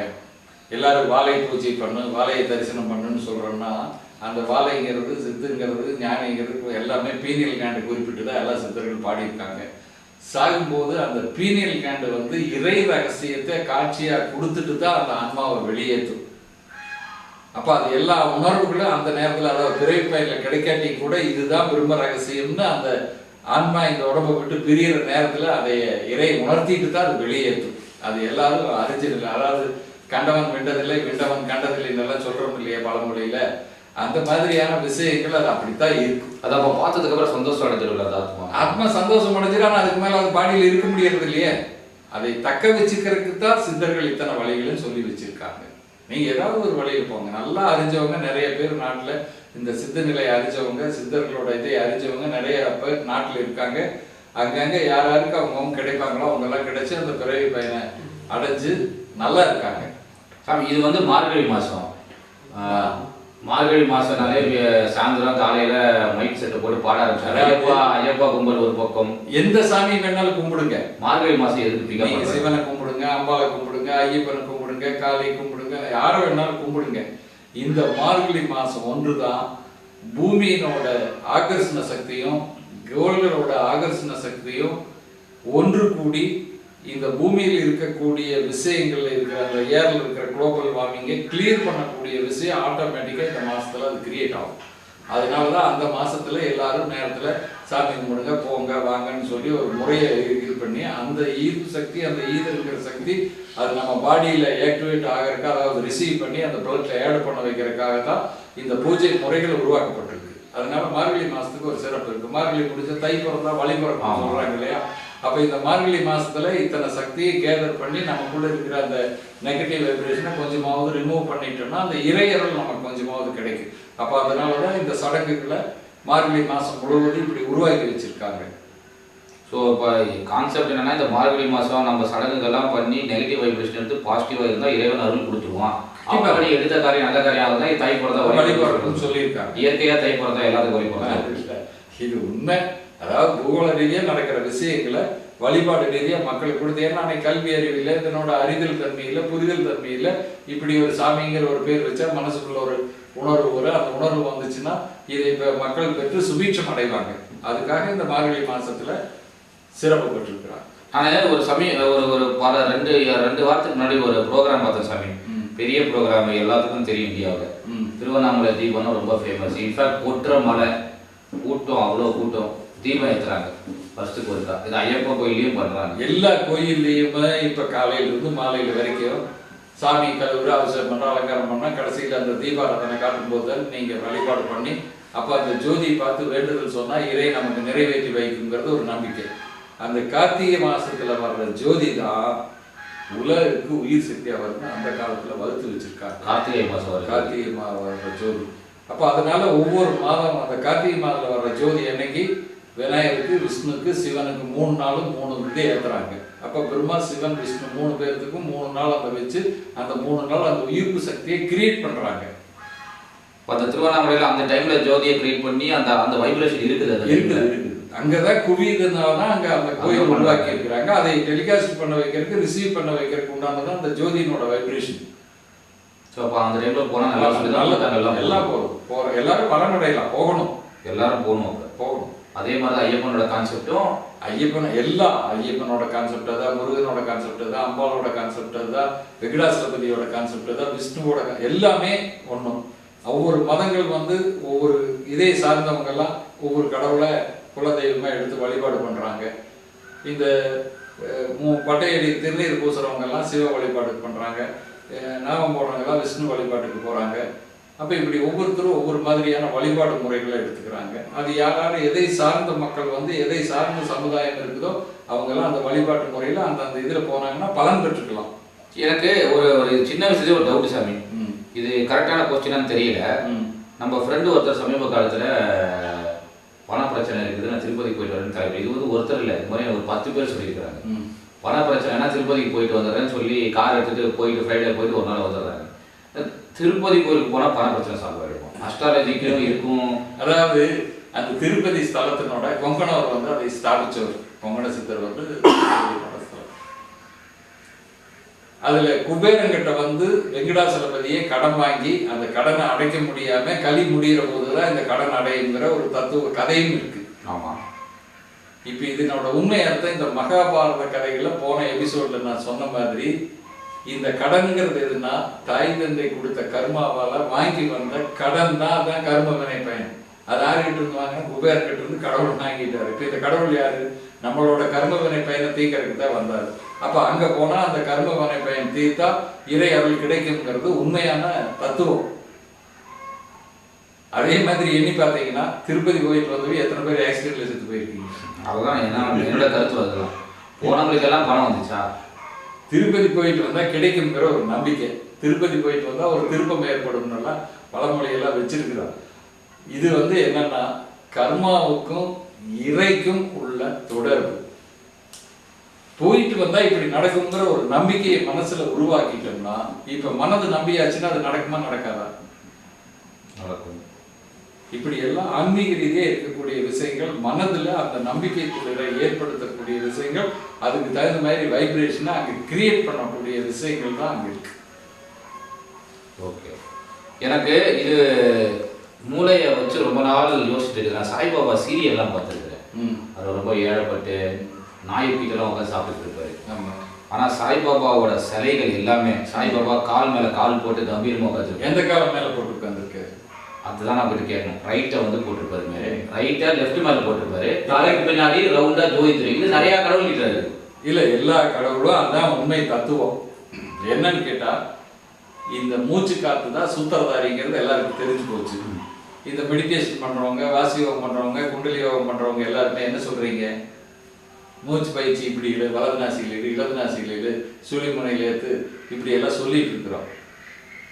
இந்த வலது கால அதாவது சித்தர்கள் வந்து கமண்டலம் வச்சிருப்பாங்க. இந்த பக்கம் கமண்டலத்தை வலது பக்கம் வச்சுட்டோம்னா இடது நாசியை ஓடும். இடது பக்கம் வச்சிட்டோம்னா வலது நாசியை ஓடும். இப்போ இதெல்லாம் அவர் பாபா வந்து ஓரளவுக்கு அறிஞ்சு புரியாம இந்த உடம்புலயே நமக்குள்ள இருக்குங்கிற மாதிரி இப்ப வலது கால தூக்கி இப்படி மேல போட்டு இடது நாசிலேயே போயிட்டு ஆவதும் பெண்ணாலே அழிவதும் பெண்ணாலே. அப்ப வலது நாசி ஆண், இடது நாசி பெண். அப்ப இந்த இடது நாசியில போற இது என்னன்னா 5 பஞ்சபூதங்களுக்கும் மூலாதாரத்திலிருந்து சகஸ்தாரம் வரைக்கும் 5 பஞ்சபூதங்களுக்கு எனர்ஜி கொடுத்துட்டு இருக்கும். அப்ப எனர்ஜி கொடுத்துட்டு இருக்கும்போது இவர்கிட்ட அந்த பவர் கிரியேட் ஆகுமா ஆகாதா? அப்ப இவரை பார்த்து எல்லாம் ஈர்ப்பு சக்தி உருவாகுமோ உருவாகாதா? அப்ப ஏன் வலது கால போட்டு பாப்பா உட்கார்ந்துருக்காருன்னு அது ஒரு உண்மையான சயின்ஸ் தானே, விஞ்ஞானம் தானே. ஆமா. அப்ப சித்தர்கள் அன்னைக்கு அம்பலம் வச்சாங்க, இன்னைக்கு பாபா அதெல்லாம் வேண்டான்ட்டு இப்படி உட்கார்றாரு. சரி, அப்போ ஒரு கடவுளுமே நான் போட்டோல பார்க்குற ஒவ்வொரு கடவுளுக்குமே அதுக்கு உண்டான ட்ரெடிஷ்னலா சில கடவுளுக்கு இப்படி உட்காந்துருக்கும், சில கடவுள் இப்படி உட்காந்துருக்கும், கை இருக்குது, இப்படி இருக்கிற கை இருக்கு. சக்தி எல்லாமே சக்தின்னு வரக்கூடிய பெண் கிரகம்னு வரக்கூடிய அம்சங்கள் அனைத்தும் இப்படிதான். இப்படிதான். ஆமா, அதான் எனக்கு புரியல, ஏன் இப்படி சில பேருக்கு முருகன் கிட்ட வந்து வேற மாதிரி இருக்குது. சிவம்னு வரக்கூடிய அம்சங்கள் அனைத்தும் ஒன்னா இப்படி இருக்கும், ஒன்னா பத்மாசனம் போட்டிருக்கும், ஒன்னா இப்படி இருக்கும். அது வந்து இன்டைரக்டா ஏதோ இன்டைரக்டா இல்ல, பாடியினோட ஆக்டிவேட்டர் இந்த பஞ்சபூதங்களை எப்படி கர்மாவை கழிக்கிறதுக்கு முன்னோர்கள் இப்படி தவம் பண்ணான்னு சொல்றாங்க இல்லையா, அந்தந்த முத்திரைகள்ல இருந்தா அந்த எனர்ஜி அந்த பாடியில கிரியேட் ஆகுங்கிற விஷயத்தை தான் அந்த கடவுளுக்கு அந்த உருவங்களை கொடுத்து அந்த அமைப்புகளை கொடுத்து வச்சிருக்காங்க. அது மூலியமா நீங்க கத்துக்கோங்கன்னு சொல்றாங்க. ஆமா, மற்றபடி இதுதான் வந்து எதுவும் பெருசா கதைகள்லாம் பின்னாடி கதையெல்லாம் இல்லை, உண்மை. நம்ம நீங்க பாக்குறது வந்து சித்தரோட அஸ்ட்ராலஜிசம். இந்த மாதிரி நிறைய விதமான அஸ்ட்ராலஜிகள் இருக்கு. அதுல வந்து எனக்கு குறிப்பா வந்து சில இதுக்கு மேல கொஸ்டின்ஸ். நான் சின்ன வயசுல இருந்தபோது ஒரு 11th ஸ்டாண்டர்ட் படிக்கும்போது காஞ்சிபுரத்துல இந்த ஓலசூடி பார்க்குற டெக்னிக் வந்து ரொம்ப ஃபேமஸாக இருந்துச்சு. அதில் வந்து நீங்கள் உங்களை தம்பு இம்ப்ரெஷன் கொடுத்தீங்கன்னா அவங்களா பார்த்து வந்து நீங்கள் யார், உங்கள் பேக்ரவுண்ட் என்ன, உங்கள் அம்மா பேர் என்ன, அதெல்லாம் சொல்கிறாங்க கரெக்டாக. அப்போ நான் கேட்டது என்ன சொல்கிறேன்னா, இது அந்த காலத்துலேயே வந்து அகத்தியர் அவங்களாம் வந்து ஆயிரக்கணக்கான வருஷங்களே நீங்கள் வரதை பற்றி எழுதி வச்சுருக்கிறாங்க. உண்மைதான். எங்கள் அப்பா வந்து ஆஸ்திகா ஒரு டவுட் வந்து கேட்டாரு, ஓலச்சூடி காட்டுன்னு கேட்டார். ஆனால் எல்லாம் வட்ட தமிழ் இருக்குன்னு வச்சுக்கோங்களேன். வட்டெழுத்துல இருக்கு, கிரந்த எழுத்துல இருக்கு. இதெல்லாம் வந்து அப்போ அகஸ்தியர் அந்த காலத்துலேயே நான் இங்கே வருவேன் எழுதி வச்சுருக்கிறேன். இது சிலதெல்லாம் வந்து கால்குலேஷன் எப்படி பண்றாங்க, சூரிய குடும்பம்னு பூமியும் ஒரு சுற்று முடிக்கிறதுக்கு எடுத்துக்கொள்றதுனால தான் 365 நினைக்கிறாங்க. அதே மாரி மாசத்தினோட 30 நாள் எப்படி தீர்மானிக்கிறோம், இந்த அமாவாசை பௌர்ணமி, அதாவது பூமி சூரியன் சந்திரன் 3 ஒரு நேர்கோட்டில் வர அன்னைக்கு பௌர்ணமி, சந்திரன் சூரியன் பூமி 3 ஒரு நேர்கோட்டில் வர அன்னைக்கு அமாவாசை. அப்ப இதெல்லாம் இந்த சுழற்சி வேகத்தை மையமா வச்சு தானே கால நேரம் உருவாக்கப்பட்டிருக்கு. அப்பதானே மணியிலிருந்து செகண்ட் வரைக்கும் அதை உருவாக்கி இருக்காங்க. அப்ப அதே கால்குலேஷன் போட்டு போனீங்கன்னா எத்தனை ஆன்மா, எத்தனை ஜனனம், எத்தனை ஜென்மம், இதெல்லாம் போடலாமா இல்லையா? இதெல்லாம் போட்டு அந்த கதை பண்ணி வச்சிருக்கிறாரு. போடலாமா இல்லையா? போட முடியும். சயின்டிஃபிக்கா அதே மாரி சயின்டிஃபிக்கா போட்டு வச்சதுதான் அந்த நாடி ஜோதிடம்ங்கிற ஒரு கலை. இது வந்து கடந்த 10 ஆண்டுகள் வரைக்கும் உண்மையான நாடி ஏடி ஜோதிடம் இருந்துச்சு. அது எப்படின்னா, இப்போ ஒரு விக்னேஷ் இருக்கிறீங்க, இந்த சென்னையில் இருக்கிறீங்கன்னா இந்த காலகட்டத்தில் தான் விக்னேஷ் போய் இந்த ஜாதகம் பாப்பாருங்கிற ஒரு இது வச்சு அந்த ஏடு அந்த காலகட்டத்துக்கு சென்னைக்கு வரும். உண்மையே ஆட்டோமேட்டிக்கா சென்னை வரும் இல்லையா? இப்ப வந்து வைத்தீஸ்வரன் கோயில் தான் அதுக்கு இப்போ பிறதல். அப்ப அங்கதான் இருக்குன்னு சொல்றீங்க, அங்க செவ்வாய் கிரகத்தினோட கடவுள் இருக்காரு. அப்ப அந்த ஏட்டுச்சுவடி அங்கதான் உருவாக்கப்பட்டிருக்கு. அப்ப அந்த ஏட்டுச்சுவடியிலே எழுதியிருக்கு, இந்த ஏடு இந்த காலகட்டத்துல இந்த ஏரியாவில் இருக்கணும். அப்ப அங்க வைத்தீஸ்வரன் கோயில் இருக்கிறவங்க அந்த காலகட்டத்துல அந்த ஏடு சென்னை கொடுத்துட்டுருவாங்க. ஆமா, அப்போ பல ஏரியால இருக்குது. அப்ப அதை முடிஞ்சு கோயம்புத்தூருக்கு வர காலகட்டம், அதை முடிஞ்சு திருச்சிக்கு போற காலகட்டம், அதை முடிஞ்சு மதுரைக்கு போற காலகட்டம். அப்படி ஒவ்வொரு காலகட்டங்கள்லையும் யாரெல்லாம் எந்த ஏடு எப்ப பார்ப்பாங்களோ அந்த சுழற்சியில அதுலயே எழுதி வச்சிருக்கு. அப்ப அதன்படி வந்து இன்னாருதான் அதை பார்ப்பாங்க, இன்னாருக்கு தான் உண்மையான ஏடு இருக்கும். உண்மையானவங்க அதை பார்க்க கூடாதவங்களுக்கு உண்மையான ஏடு இருக்காது. இப்ப இந்த பழக்கத்துக்கு கொண்டு வந்து என்ன பண்ணிட்டாங்கன்னா, இவங்களே பனை வலையில் எழுதி பாக்கி தண்ணியில போட்டு ஊற வச்சு அந்த பழைய ஏடு மாதிரி கலர் பண்ணி போய் உட்கார்றவங்க கிட்டவே ஆங்கிற பேர்ல ஆரம்பிக்குமா, ராங்கிற பேர்ல ஆரம்பிக்குமா, சாமிங்கிற பேர்ல ஆரம்பிக்குமா, இந்த பேர்ல ஆரம்பிக்கும், இந்த ஒரு கஸ் பண்ணி நம்ம கிட்டவே வாங்கி நம்ம கிட்டவே அதனோட பெயரையே இல்லாதவங்களுக்கு எழுதி தந்துடுறாங்க. இது வந்து ஒரு திருட்டு பிசினஸ் மாதிரி ஆகிப்போச்சு. ஆனால் இல்ல உண்மை இருந்துச்சு ஒரு காலத்தில். அப்போ இந்த ஓலைச்சுவடிலாம் உண்மைதான் நம்ம பார்த்ததெல்லாம். அப்புறம் எனக்கு இன்னொரு டவுட், இந்த சோழி போட்டு பார்க்குற ஒரு பழக்கமும் இருக்கு. அது ஒரு ஜோதிட முறை தான். அது கேரளாவில் பரவாயில்ல. சோழி போட்டு இப்போ வாழ்க்கை எப்படி இருக்கு சொல்ல முடியும். 9 கிரகங்கள்ல எந்தெந்த கிரகங்கள் எப்படி உழுவுது, எந்த கிரகம் எப்படி விழுந்தா, எது கூட சேர்ந்து விழுந்தா எப்படி இருக்குங்கிறது அந்த சோழிங்கிற ஒரு ஜோதிட உண்மையே அதுல இருக்கு. அதுவும் உண்மைதான். அதுவும் உண்மைதான். அதே மாதிரி இந்த கைரேகை பார்த்து, கைரேகையும் உண்மைதான். அது ஒரு ஜோதிடம் தான். இந்த கைரேகையை பார்த்து நமக்கு இப்படிதான் நம்ம வாழ்க்கை அமைக்க முடியுமா? தாராளமா சொல்ல முடியும். கைரேகையில வந்து இந்த 3 ரேகைகள் மட்டும்தான் பிறப்பிலிருந்து இறப்பு வரைக்கும் ஒரே மாதிரி இருக்கு. பாக்கி ரேகைகள் எல்லாம் அந்த கிரக அமைப்புகள் வரும்போது இந்த கையிலேயே கிரகம் மேடு, குரு மேடுன்னு சொல்லுவோம், இது சனி மேடுன்னு சொல்லுவோம், இது புதன் மேடுன்னு சொல்லுவோம். அப்ப எந்தெந்த கிரகங்கள் நமக்கு பாசிட்டிவா வரும்போது அந்தந்த மேடுகள்ல அந்தந்த ரேகைகள் உற்பத்தி ஆகும். அதை வச்சுதான் பலன் சொல்றாங்க. எல்லாமே உண்மைதான். எல்லாமே எல்லா கலைகளும் சித்தர்கள் வகுத்து வச்சது அத்தனையும் உண்மை. இது வந்து நம்ம எபிசோடுகளை பார்த்து கேட்ட சில பேர் மெடிடேஷன் ப்ராக்டிஸ் பண்ணுறவங்க கேட்ட கேள்வி சாமி. இந்த வரலையும் வச்சு நீங்கள் வந்து மெடிடேஷன் கற்றுக் கொடுத்துருக்கீங்க, மந்திரங்கள் கற்றுக் கொடுத்துருக்கீங்க. ஒருத்தர் கேட்டிருக்காரு, என்ன சொல்லியிருக்காருன்னா, இது வந்து நீங்கள் வந்து தண்ணியும் லேண்டும் நம்ம மிக்ஸ் பண்ணுறோம், ஒன்றா வைக்கிறோம். அதே மாதிரி ஆகாயத்தையும் இதையும் நம்மளால மிக்ஸ் பண்ணா இப்படி வைக்கலாம். என்னன்னா இந்த முத்திரை எதுக்குன்னு சொன்னா, இது நிலமும் நீரும் சேர்ந்து அந்த ஜீவ சக்தியை, உயிர் சக்தியை, ஆன்ம சக்தியை பெருக்கக்கூடிய முத்திரை. இந்த முத்திரையில அந்த சக்தியை பெருக்கத்தான் இந்த கிரகங்களோட தோஷங்கள் நிவர்த்தி ஆகும். இந்த கிரகங்களோட கர்மவினை பயனோட தோஷம் நிறைவானதான் ஆன்மா வந்து வேலையில்லாம மனசாட்சியோட ஒன்றும். மனசாட்சியோட ஒன்றும் போதுதான் ஆன்மா நம்ம கூட பேசும். அப்ப அந்த நேரத்துல தான் நீங்க இந்த முத்திரைகளை எல்லாம் யூஸ் பண்றதுக்கு தகுதியானவங்க. அது வரைக்கும் இந்த முத்திரைகளை யூஸ் பண்ணினீங்கன்னா உங்களுக்குள்ள நெகட்டிவ் வைப்ரேஷன் அது கிரியேட் பண்ணி விட்டுரும். தேவையில்லாத விஷயங்கள் வந்து. இது மட்டும் இப்போதைக்கு கர்மவினை பயன் கழிவுனா இந்த முத்திரையில தான் நீங்க பண்ணணும், பத்மாசனத்துல தான் பண்ணணும். இதெல்லாம் பண்ணணும்னா வஜ்ராசனம் போடணும். வஜ்ராசனத்துல தான் அந்த முத்திரைகளை எல்லாம் நீங்க யூஸ் பண்ணணும். அதெல்லாம் கர்மா கழிஞ்சதுக்கு பின்னாடி. அதனால ஆரம்ப ஸ்டேஜ்ல என்ன நடக்கணும்ன்றதுக்கோ அதுக்குண்டான நம்ம இது பண்ணும்போது பத்மாசன பொசிஷன்ல தான் இருக்கணும்.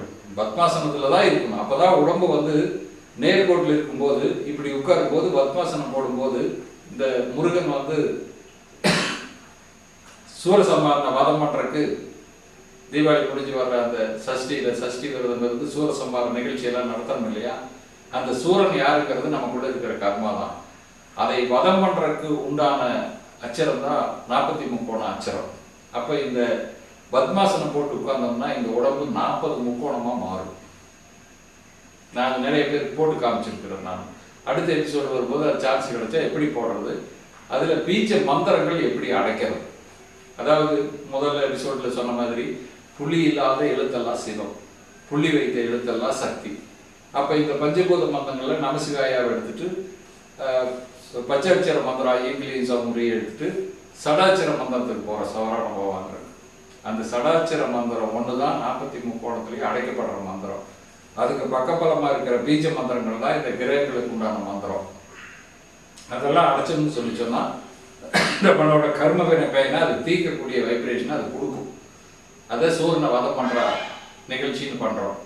இதையே உள்ளுக்குள்ள பண்றோம்னா தான் நாம அந்த பத்மாசனத்துல உட்கார்ந்தோம்னா தான் நம்ம உடம்பு 40 முக்கோணமா மாறும்.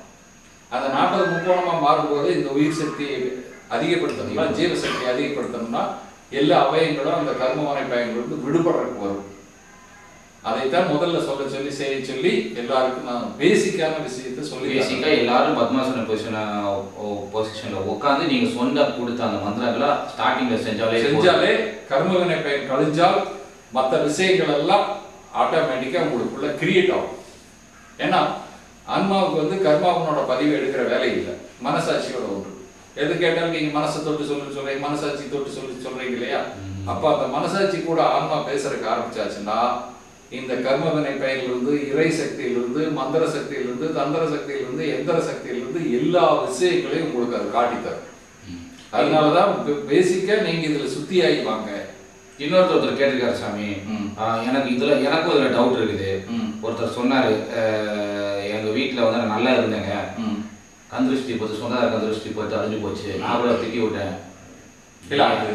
கண்ணுல நீ யார் மேலேயோ பொய்ய சொல்லிட்டு உன்னோட தோல்விக்கு நீ தான் காரணம் தான் என்னோட கருத்து. எனக்கும் ஒரு சின்ன டவுட்டு. இல்ல கண் திருஷ்டி வந்து இப்போ சில இடங்கள்ல போனீங்கன்னா இந்த வேப்பிலையில மந்திரிச்சு விடுறத பார்த்துருக்கீங்க.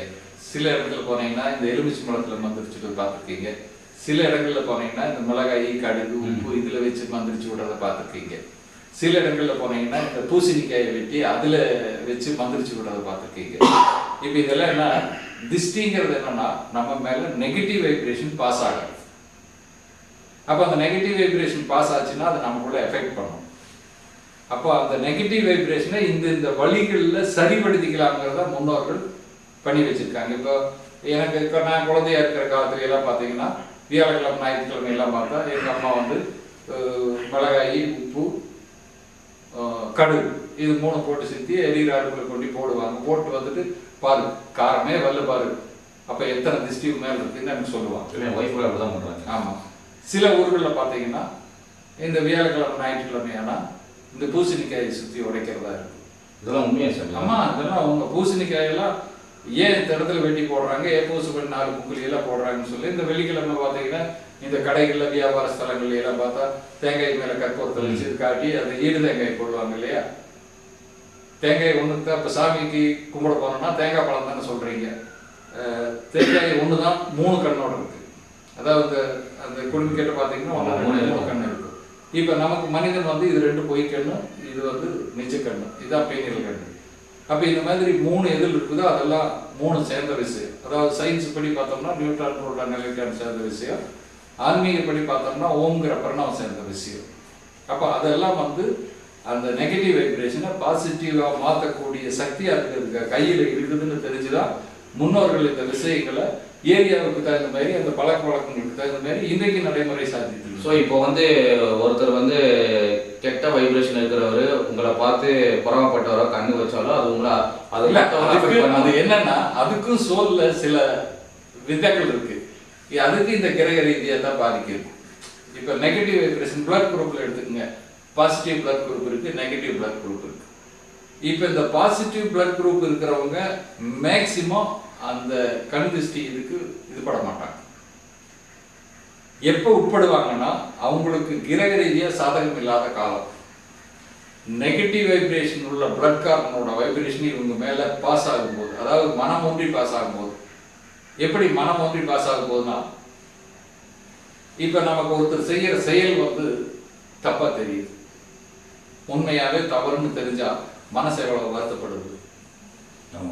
அப்போ ஆழ்மனதினோட பதிவு 100% அதுல இன்வால்வ் இருக்குது இல்லையா.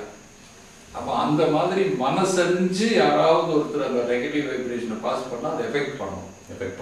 கண்டிப்பா பண்ணும். ஸோ அப்போ கந்திருஷ்டியெல்லாம் உண்மைதான்.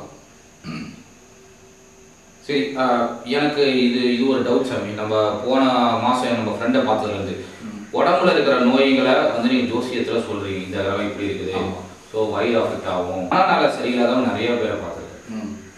இது என்னன்னா இதுவும் ஜோசியம் தான் காரணமா, பிளானட் காரணமா? இது பிளானட் காரணம் அல்ல. பிளானட் ஒரு 25% தான் காரணம். இதுக்கு என்ன காரணம்னா நான் பல எபிசோடுகளில் உங்களுக்கு சொல்லியிருக்கேன். மனசு 3 மனசு. ஒன்று புறமனது, நடுமனது, ஆழ்மனது. புறமனது வந்து வெளி உலகுடைய தொடர்புடையது. நடுமனது வந்து யாரு கூட என்ன பேசணும், யாரு கூட என்ன பேசக்கூடாதுங்கிற ஒரு வரைமுறைக்கு உட்பட்டது. எத்தனை வயசானாலும் ஆழ்மனதினோட பதிவுகளுக்கு இன்னும் விடை கிடைக்காத கேள்விகள் ஒவ்வொரு ஆன்மாவுக்குள்ள இருக்கும். இப்ப இந்த ஆழ்மனதினோட பதிவுல தன்னோட குடும்ப சூழ்நிலையோ, தன்னை சுற்றி இருக்கிற சமுதாய சூழ்நிலையோ, இல்ல நம்ம விரும்பத்தகாத நம்மளை பாதிக்கப்படக்கூடிய விஷயங்களோ, அல்லது ஒரு டெத்தோ, அல்லது நம்ம மனம் பயன்படக்கூடிய ஒரு நிகழ்வோ, இதெல்லாம் ஆழ்மனதினோட பதிவில் போய் படிஞ்சிடும். இந்த ஆழ்மனதினோட பதிவுகள் வந்து பிரெயின் ஆக்டிவேட் பண்றதுக்கு ஆரம்பிச்சிடும். அப்ப பிரெயின் ஆக்டிவேட் பண்றதுக்கு ஆரம்பிச்சிருச்சுன்னு சொன்னா அந்த தன்மைக்கு அவங்க உட்பட்டுருவாங்க. இப்போ ஆள் மனசு வந்து பிரெயின் ஆக்டிவேட் பண்ணிக்கிட்டே தான் இருக்கும். நம்ம ஆள் மனசு பண்ணிட்டு இருக்கும். ஆனால் சாதகமான விஷயங்கள் இருக்கும்போது நார்மலான மைண்டில் இருக்கும். ஸோ இப்போ ஒரு டெத்து இல்லை ஏதோ மனசை பாதிக்கக்கூடிய விஷயங்கள் இதை வந்து ஜோசியத்தை நிவர்த்தி பண்ண முடியுமா? ஜோதிடத்தில் இல்லை, சித்தர்கள் காட்டிய ஆன்மீகத்தில் சிலதுக்கெல்லாம் ரெமடி இருக்கு. எப்படி இருக்குன்னா, விதிப்படி டாக்டரால தீர்க்கப்படுற நோய், தீர்க்கப்படாத நோய். இது பிளட்ல ஏதாகிறதுக்கு முன்னாடி, அதாவது அதிகபட்சம் 90 நாள் அல்லது 6 மாசம் வச்சுக்கோங்க. இதுக்குள்ள ஏதாவது இதுதான் கன்ஃபார்ம் பண்ணி அதுக்கு ரெமடி பண்ணா கிளியர் பண்ணலாம். கொஞ்சம் அது பிளட்லயே ஏட் ஆயிடுச்சுன்னு வச்சுக்கோங்க, பிளட்ல இருக்கிறத ரிமூவ் பண்றது கொஞ்சம் சிரமம். அதனால குறுகிய காலத்துல இதுதான் கண்டுபிடிச்சு அதுக்கு ரெமடி பண்றதுக்கு உண்டான வழிகள் சித்தர்கள் வகுத்து வச்சிருக்காங்க. அதிக நாள் ஆகிட்டா அது ரத்தத்தில் ஏட் ஆயிடுச்சுன்னா அது லைஃப் ஃபுல்லா அவங்க அந்த செட்டில்மெண்ட். இந்த டிப்ரெஷனுக்கெல்லாம் வந்து இதுதான் ஆழ்மனதினோட பதிவு தான் காரணம். டிப்ரெஷனுக்கெல்லாம் ஆமாம், அது வந்து ரொம்ப விரும்பத்தகாத நிகழ்வுக்குள்ள ஆழ்மனதில் பதிஞ்சாச்சுன்னா உடனே அதுக்கு ஆக்டிவேட் ஆகுது. 100% அந்த பாடி ஆக்டிவேட் ஆகுறதுக்கு ரெடி ஆகிடுது. இப்போ என்ன பண்ணணும்? அதான் நான் முதல்ல சொல்லியிருந்தேன், 40 வயசு ஆச்சு செக்கப் பண்ணணும். இப்பெல்லாம் ஒன்றும் இல்லை, 6 மாதம் கழிச்சு இதுக்கு வரதுக்குண்டான வாய்ப்பு இருக்குன்னு ஒரு விதை போட்டாருன்னா நீங்கள் படுக்கும்போது என்ன நினைப்பீங்க? 6 மாதம் கழிச்சு. அதே மாதிரி தான் இந்த ஆழ்மனதனோட பதிவும் எந்த காலகட்டம் வரும்போது ஒரு மனிதனை எப்படி ஆக்டிவேட் பண்ண வைக்கணுமோ அப்படி பண்ண வைக்கும். எனக்கு நான் வந்து ஒரு 2 நாளாக வந்து இந்த எபிசோட் எடுக்கிறதுக்காக யோசிச்சு இருக்கிறது எல்லாம் வந்து என்னன்னா, அதாவது ஒரு நிமிஷம் கூட நம்ம எடுக்கிற முடிவு கிரகத்தால் தான் உருவாக்கப்படுது. கண்டிப்பா. இப்போ நான் இப்படி எடுத்தா கூட அது வந்து கிரகம் தான் இப்படி எடுக்கிறது கூட. அதை ஈஸியா நீங்க எல்லாம் புரிஞ்சுக்கணும்னு நினைச்சீங்க. எனக்கு ஒரு டவுட் சாமி, சொல்லு. நான் நான் 2 நாளா பெரிய அவஸ்தை, பஸ்ல மாட்டிக்கிட்டு இன்னைக்கு ட்ரெயின்ல வந்துட்டு இருக்கும்போது நான் யோசிச்சுட்டு இருந்தேன். ஒரு பிச்சைக்காரன் வந்தாங்க, காசு கொடுக்கறதுக்கு இன்ட்ரெஸ்ட் கிடையாது, ஆனா தள்ளி தான் இருந்தேன். ஸோ வேற ஏதோ பேசஞ்சர் என்ன தள்ளி விட்டு அந்த பிச்சைக்காரங்க போக வச்சிட்டாங்க. ஸோ நம்ம வந்து பிச்சைக்காரன்னு சொல்ல மாட்டோம், காசு கொடுத்துட்டேன். அப்புறம் இன்னொருத்தர் ரொம்ப குருடாக வந்தார், அவருக்கு காசு கொடுக்கலான்னு யோசிச்சேன். வேற ஒரு பேசஞ்சர் வந்து தள்ளி வேற ஒரு இடத்துக்கு கொண்டு போயிட்டாங்க, அவர் காசு கொடுக்க முடியல. ஸோ நான் வந்து நினைச்ச பிச்சைக்காரன் காசு கொடுக்க முடியல. இது நான் யோசிச்சுட்டே அந்த ட்ரெயினில் நான் கொடுக்கணுமே, காசு எடுத்து வச்சுட்டு கொடுக்க முடியல. கொடுக்கக்கூடாது ஓடி போன பிச்சைக்காரங்கிட்ட காசு கொடுக்க ஒரு பேசஞ்சர் தள்ளி கொண்டு போய் வச்சிட்டான். இது வந்து கிரகம் தான். என்னன்னு இதை ஈஸியா எல்லாரும் புரிஞ்சுக்குங்க. இது புரிஞ்சுட்டீங்கன்னா உங்களோட செயலை எந்த நேரத்துல செஞ்சா நீங்க சக்சஸ் பண்ண வரைக்கலாம்ங்கிறதுக்கு இது ஒரு சீக்கிரட்டான விஷயம். இப்ப இந்த சித்தர்கள் வகுத்து வச்சது தானே நமக்கு இந்த பஞ்சாங்கம்னு ஒண்ணு வந்திருக்கு இல்லையா? இந்த பஞ்சாங்கத்துல இருக்கிற இந்த கடைசி பக்கத்தை பார்த்தீங்கன்னா சோலார் சிஸ்டத்துல இருக்கிற 360 டிகிரி சுற்றுவட்ட பாதை தான் நமக்கு இந்த பஞ்சாங்கமா கொடுத்துருக்காங்க. அப்ப அந்த 360 டிகிரி சுற்றுவட்ட பாதையை ஒவ்வொரு 30 டிகிரியா பிரிச்சு ஒரு ராசி கட்டமா பிரிச்சு வச்சிருக்கோம். இப்போ காலையில 6 மணிலிருந்து சாயங்காலம் 6 மணி வரைக்கும் 12 மணி நேரம். அப்ப இந்த 12 கட்டம் இருக்குது. இதுல 12 எடுத்து எடுத்தீங்கன்னா காலையில 6 மணிலிருந்து 7 மணி வரைக்கும் இது மேசம்ங்கிறது, 7லிருந்து 8 வரைக்கும் இது, 8லிருந்து 9 வரைக்கும் இது, 9லிருந்து 10 வரைக்கும் இது, 10லிருந்து 11, 11லிருந்து 12, 12லிருந்து 1, 1 to 2, 2 to 3, 3 to 4, 4 to 5, 5 to 6. இப்போ ஒரு மனிதனை நாம எந்த நேரத்துல சந்திக்கிறோம்னு வச்சுக்கோங்க, காலையில 6 டு 7ன்னு வச்சுக்கோங்க. சரி, ஒரு மணிக்கு எத்தனை நிமிஷம்? 60 நிமிஷம். ஒரு இதுல எத்தனை கிரகம் இருக்குது? இதுக்குள்ளேயே சாமி 9 கிரகம் ஒரு கணக்குல இருக்கு. அப்போ ஒரு கிரகத்துக்கு 6 நிமிஷம் போட்டீங்கன்னா 9 கிரகத்துக்கு 54 நிமிஷம் ஆச்சு. இப்ப காலையில 6 மணிக்கு சூரிய உதயம்னா இப்ப 6 மணிக்கு சூரியன் நீங்க என்னவா இருக்காரு? உச்சமா இருக்காரு. சரி, அப்ப 6லிருந்து 6 வரைக்கும் என்ன நினைச்சீங்கனாலும் சூரியன் உச்சமா இருக்கிற நேரத்துல அது நல்ல நினைப்பா வரும். அந்த டைம்ல நம்ம பண்ணா சக்சஸ்ஃபுல் ஆகும். அதே மாரி அடுத்து பாத்தீங்கன்னா 2வது இருக்கிறது சந்திரன் சமமா இருக்காரு. சரி, அதுக்கு அடுத்து பாத்தீங்கன்னா செவ்வாய் ஆட்சியா இருக்காரு. அப்ப 6லிருந்து 6க்கு சூரியன், 6லிருந்து 6:12 வரைக்கும் சந்திரன், 6:12லிருந்து 6:18 வரைக்கும் செவ்வாய். அப்ப அந்த செவ்வாய் அங்க உச்சமா இருக்காரு அந்த நேரத்தில் செய்யும். அப்ப 6:18லிருந்து 6:24 வரைக்கும் புதன், அது சமமா இருக்காரு.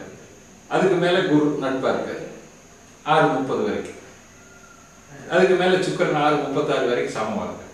6:36 6:42 வரைக்கும் சனி நீசமா இருக்காரு. ஸோ அந்த டைம்ல என்ன நடக்கும்? நீசமா இருந்தா அந்த நேரத்துல நீங்க என்ன சொன்னாலும் செஞ்சாலும் எவனும் கேட்க மாட்டா, அது உங்களுக்கு நெகட்டிவான வைப்ரேஷனை கிரியேட் பண்ணி தரும். இது எல்லா ஜாதகம் எல்லா ஆன்மாக்களுக்கும் இது பொருந்தும். இந்த இந்த இந்த பஞ்சாங்கத்துல பொருந்தும். ஆமா. இப்ப கேரள ஜோதிடம்னு கேட்டீங்கன்னா நீங்க எத்தனை மணிக்கு போறீங்கன்னு வச்சுக்கோங்க. இது 6 to 7 ஆச்சா, 7 to 8 ஆச்சா, 8 to 9, 9 to 10 இந்த நேரத்துக்கு போறீங்க. 9ல இருந்து 10க்குள்ள போறீங்கன்னா 9ல இருந்து 6வது நிமிஷத்துல போறீங்கன்னா சூரியன் அங்க சமமா இருக்கு. 9:06ல இருந்து 9:12க்குள்ள போறீங்கன்னா சந்திரன் அங்க ஆட்சியா இருக்கு. 9:12ல இருந்து 9:18க்குள்ள போறீங்கன்னா செவ்வாய் நீசமா இருக்கு. ஸோ நம்ம அங்க போக வைக்கிறதே கிரகம் தான். ஆமா. அந்த நேரத்துக்கு போனோம்னா இப்ப சூரியனுடைய நேரத்துல போனோம்னா நீ அப்பாவை பத்தி கேட்க வந்திருக்கிறியான்னு சொல்லிடலாம். அப்படிங்களா சொன்னீங்க. சந்திரனோட நேரத்துல போனீங்கன்னா அம்மாவை பத்தி கேட்க வந்திருக்கேன்னு சொல்லலாம். செவ்வாயினோட நேரத்துல போனோம்னா சகோதரத்தை பத்தி கேட்க வந்தேன்னு சொல்லலாம். புதனோட நேரத்துல போனீங்கன்னா ரத்த வழி உறவுகளை பத்தி கேட்க வந்தீங்களான்னு சொல்லலாம். பணத்தை பத்தி கேட்டா எந்த கிரகம்? சுக்கிரன். சுக்கிரன் ஆட்சியில் தான் நான் பணத்தை பத்தி கேட்க போறேன்னு அர்த்தம். பணம் அல்லது வயசானவங்களா இருந்தா பணம் பத்தி, சின்ன வயசா இருந்தா சுக்கிரன் தானே கணவன் மனைவி தேர்ந்தெடுக்கிற நீ லவ் பண்றது நடக்குமா நடக்காதான்னு கேட்டா, இப்படி எல்லாம் கேட்டா நீங்க டபா கொடுத்துருவீங்களோ விட மாட்டீங்களா? ஆமா. இதே போல நான் நினைச்சு வர்றது இவங்களுக்கு தெரியுது. ஸோ ஆக்சுவலாக அவங்க இதை வச்சு தான் கரெக்ட் பண்ணுறாங்க. அவங்க மைண்ட் ரீடிங் பண்ணல. அவங்க நீ எந்த நேரத்தில் வர அந்த கிரகம் என்னவா இருக்கு, ஆட்சி உச்சமா இருந்தா நீ கேட்டு வந்தது நடக்கும். சமமா மீடியமா இருந்தா ஒரு 3 மாசத்துக்கு ஒரு நடக்கும். பகையாவோ நேசமாவோ இருந்தா நீ கேட்டு வந்தது நடக்காது. விட்டு போட்டு வேற யோசனை பண்ணு. நடக்காத உடனே சொல்லிடுவாங்க. உடனே வாய் வார்த்தை சொல்லும் போதே அவன் அடிட்டா வர கேட்க வந்தவன் அடிட்டா வர ஆக மாட்டான். இது ஒரு சூட்சும ஜோதிடம். இதை வச்சுட்டு என்ன விளையாட்டு வேணாலும் விளையாடலாம். சரி, அப்ப எனக்கு இந்த டவுட் கிளியர் பண்ணுங்க சாமி. இதுதான் ஒரு முக்கியமான விஷயம். நம்ம வந்து உண்மையிலே இப்போ வந்து நம்ம லைவா ஓபனா பண்ணிட்டு இருக்கோம். நம்ம இது வரைக்கும் ஒரு எபிசோட் கூட ப்ரிப்பேர் பண்ணி பேசுறது இல்லை. இயற்கையா நம்ம நேச்சுரலா நம்ம பேசுறோம். கற்ற விஷயம் அறிஞ்ச விஷயங்களை நம்ம வந்து நான் மட்டும் தான் உட்காந்து ப்ரிப்பேர் பண்ணிட்டு இருக்கேன். ஒரு வாரமா கொஸ்டின்ஸ் ரிசர்ச் எல்லாம் பண்ணிட்டு இருக்கேன். ரூல்ஸ் படி இந்த ஷூட்டிங் வந்து இந்த எபிசோட் ஷூட்டிங் வந்து நேற்று பண்ணியிருக்கு.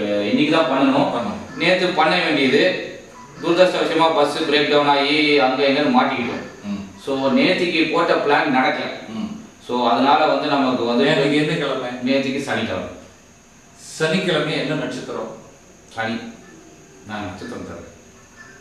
அந்த நட்சத்திரத்துக்கு உண்டான வீட்டுக்கு இப்போ செவ்வாயினோட நட்சத்திரம்னு வச்சுக்கோங்க. அந்த வீட்டில் வந்து சனி வந்து பகையா இருக்கு. இது வந்து காட்ட முடியல சாமி. நேற்று ஏன் நம்மளால பண்ண முடியல? அதான் பண்ண முடியல. பகையாது. பகையாது.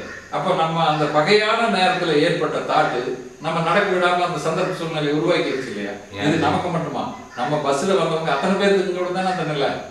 அப்ப அந்த நட்சத்திரம் எல்லாம் இவங்களுக்கு வந்து நெகட்டிவான நட்சத்திரமா இருக்கும். இப்ப திருமணத்துக்கே பொறுத்து பார்க்கும்போது இந்த நட்சத்திரத்தை பார்க்கலாம்னு சொல்றோம் இல்லையா? இந்த நட்சத்திரம் ஆகாது சொல்றோம் இல்லையா? அப்போ உங்களுக்கு நெகட்டிவான நட்சத்திரத்துல நெகட்டிவான கிரகம் இருக்கும்போது நீங்க பேசுனீங்கன்னா அந்த காரியம் தடைபடும். எந்த நேரங்காலம் பார்த்து செய்யணும் பெரியவங்க முன்னோர்கள் சொல்லி வச்சிருக்காங்க. ஸோ அப்போ நமக்கு வந்து ஒரு 20-30 மணி நேரம் டிலே ஆகி ஷூட்டிங் வந்து எபிசோடு ஷூட்டிங் இப்போ நடக்குது. ஆமாம். இப்போதான் நடக்கணுங்கிறது தீர்மானிக்கப்பட்ட விஷயமா? எப்படி விஷயம்னு கேட்டீங்கன்னா, ஞாயிறுனா சூரியன், ஞாயிற்றுக்கிழமை சூரியனுடைய நாள், திங்கக்கிழமை சந்திரனுடைய நாள், செவ்வாய்க்கிழமை முருகனுடைய நாள், புதன்கிழமை விஷ்ணுக்குடைய நாள். அப்போ ஒரு நிர்வாக திறமையை நிர்வகிக்கக்கூடிய சக்தி ஆகிட்டு இருக்கு சூரியன். அப்போ உலகம் முழு முதல் சக்தி சூரியன் தானே. அப்ப அவரு பார்த்து இதை நடத்தி வைக்கிறதுக்கு ஏதாவது தடை போடுவாரா? ஆச்சரியம் இல்ல. நீங்களே பிராக்டிக்கலா இந்த பஞ்சாங்கத்தை வச்சுட்டு இதனோட முறைகளை அறிஞ்சிட்டு யூஸ் பண்ணி பாருங்க. உங்களுக்கு என்ன சொல்லி நடக்கணும்? அரசாங்கம் சொல்லி நடக்கணுமா? சூரியன் உச்சமா ஆட்சியா இருக்கிற நேரத்துல போங்க. ஸோ அவர் தான் கூட்டிட்டு வந்து இதெல்லாம் இப்போ பண்றது. தடையை வச்சு நேற்று வந்து வேற ஒரு ஊர்ல தங்க வச்சது எல்லாம் கிரகம் தான். இன்னைக்கு நடக்கணுங்கிறது கிரகம் எடுத்த முடிவு. அதுல மாற்றமே இல்லை. இதுக்கு மேல போனீங்கன்னா பஞ்சபூதத்துக்கு உண்டான பஞ்சபட்சி சாஸ்திரம்னு ஒண்ணு இருக்கு. ஆமா, அது ஏற்கனவே உங்களுக்கு ஓரலா சொல்லி வச்சிருக்கிற அந்த பஞ்சபட்சி சாஸ்திரத்தை. நிலம்னா வல்லூர், நீர்னா அந்த, தீனா காகம், காற்றுனா கோழி, ஆகாயம்னா மயில். இப்ப இந்த பஞ்சபட்சி சாஸ்திரங்கள்ல எப்படி சூட்சமா பயன்படுத்தலாம்னா, ஒரு குழந்தை பிறக்குது, பிறந்ததை பால் ஊட்டுறோம், அது உங்கள் நேரம். ரெண்டாவது நடந்து பழகுது, நடை நேரம். மூணாவது வேலை செய்யுது, அரசு நேரம். நாலாவது தூங்குது, அது தூங்குற நேரம். அஞ்சாவது செத்து போகும். இந்த 5 இந்த 12 மணி நேரத்துக்குள்ள கொண்டு வந்தீங்கன்னா, நிலம் உண்டுதுன்னா நீர் நடக்கும், தீ வேலை செய்யும், காற்று தூங்கு, ஆகாயம் செத்து போகும். அப்போ நீர் உண்டுதுன்னா தீ நடந்து, காற்று வேலை செஞ்சு, ஆகாயம். இந்த பஞ்சபட்சி நேரத்தை அறிஞ்சிட்டீங்கன்னா உங்க நட்சத்திரத்துக்கு உண்டான பஞ்சபட்சி எது? முதல் 5 நட்சத்திரம் நிலத்தினோட சாராம்சம் சேர்ந்தது. 2வது 6 நட்சத்திரம் நீரினோட சாராம்சத்தை சார்ந்தது. 3வது 5 நட்சத்திரம் தீயினோட அம்சத்தை சார்ந்தது. 4வது 6 நட்சத்திரம் காற்றினோட அம்சத்தை. 5வது 5 அம்சம் ஆகாயத்தினோட அம்சத்தை சார்ந்தது. அப்போ உங்க நட்சத்திரம் என்னன்னு கண்டுபிடிச்சுக்குங்க. உங்க நட்சத்திரத்துக்கு உண்டான பஞ்சபூதம் என்னன்னு தெரிஞ்சுக்குங்க. இந்த பஞ்சபூதத்துல உங்க நட்சத்திரம் வரும்போது அந்த பூதம் என்ன பண்ணிட்டு இருந்தது? உண்டுதா, நடந்துதா, வேலை செஞ்சுதா, தூங்குதா, செத்து போயிருந்ததான்னு பார்த்துக்குங்க. சாவு ஜாமத்துல வந்தவங்களுக்கு இதுலயும் கர்ம வினை பயனை அனுபவிக்கிறதுக்கு தான் யோகா இருக்கு. நடை ஜாமம், ஊன் ஜாமம், அரசு ஜாமத்துல வந்திருந்தால் ஈஸியா அவங்களை பிக்கப் பண்ணலாம். ட்ரீல் ஜாமத்துல வந்திருந்தா அதை தூங்குறவன எழுப்பி விட்டுடலாம். இப்படி எல்லாம் உங்க நட்சத்திரத்தை வச்சு இந்த பஞ்சாங்கத்துல நான் காட்டியபடி இந்த கிரகங்களையும் வச்சு இதை 2ஐயும் கால்குலேஷன் பண்ணி நீங்க கையில் எடுத்துட்டு போனீங்கன்னா, பஞ்சபட்சி அறிந்தவனை எருதேறும் ஈசனே வந்தாலும் ஒன்றும் பண்ண முடியாதுன்னா, இந்த பஞ்சபட்சி நேரத்துல வந்து ஒருத்தனை ஒன்று பண்ணினீங்கன்னா இதுலதான் அஷ்டகர்மம் செய்யற விஷயம் இருக்கு. அஷ்டகர்மம்னா ஒருத்தரை வசியம் பண்ணலாம், ஒருத்தர் சண்டை போட வைக்கலாம், ஒருத்தரை காதலிக்க வைக்கலாம், 2 பேர்த்த பிரிச்சு வைக்கலாம். ஸோ உங்களோட சயின்ஸ் படி, உண்மையான சயின்ஸ் இதுதான். அதுபடி நட்சத்திரத்தை நல்லா அறிஞ்சு இந்த விஞ்ஞானத்தை அறிஞ்சவனுக்கு எல்லாமே ஈஸியான வழிகள் நான் கையில கொடுக்கறதா தயாரா. நம்ம கஷ்டப்பட்டு நம்மளா கஷ்டப்பட வேண்டிய அவசியம் இல்லை.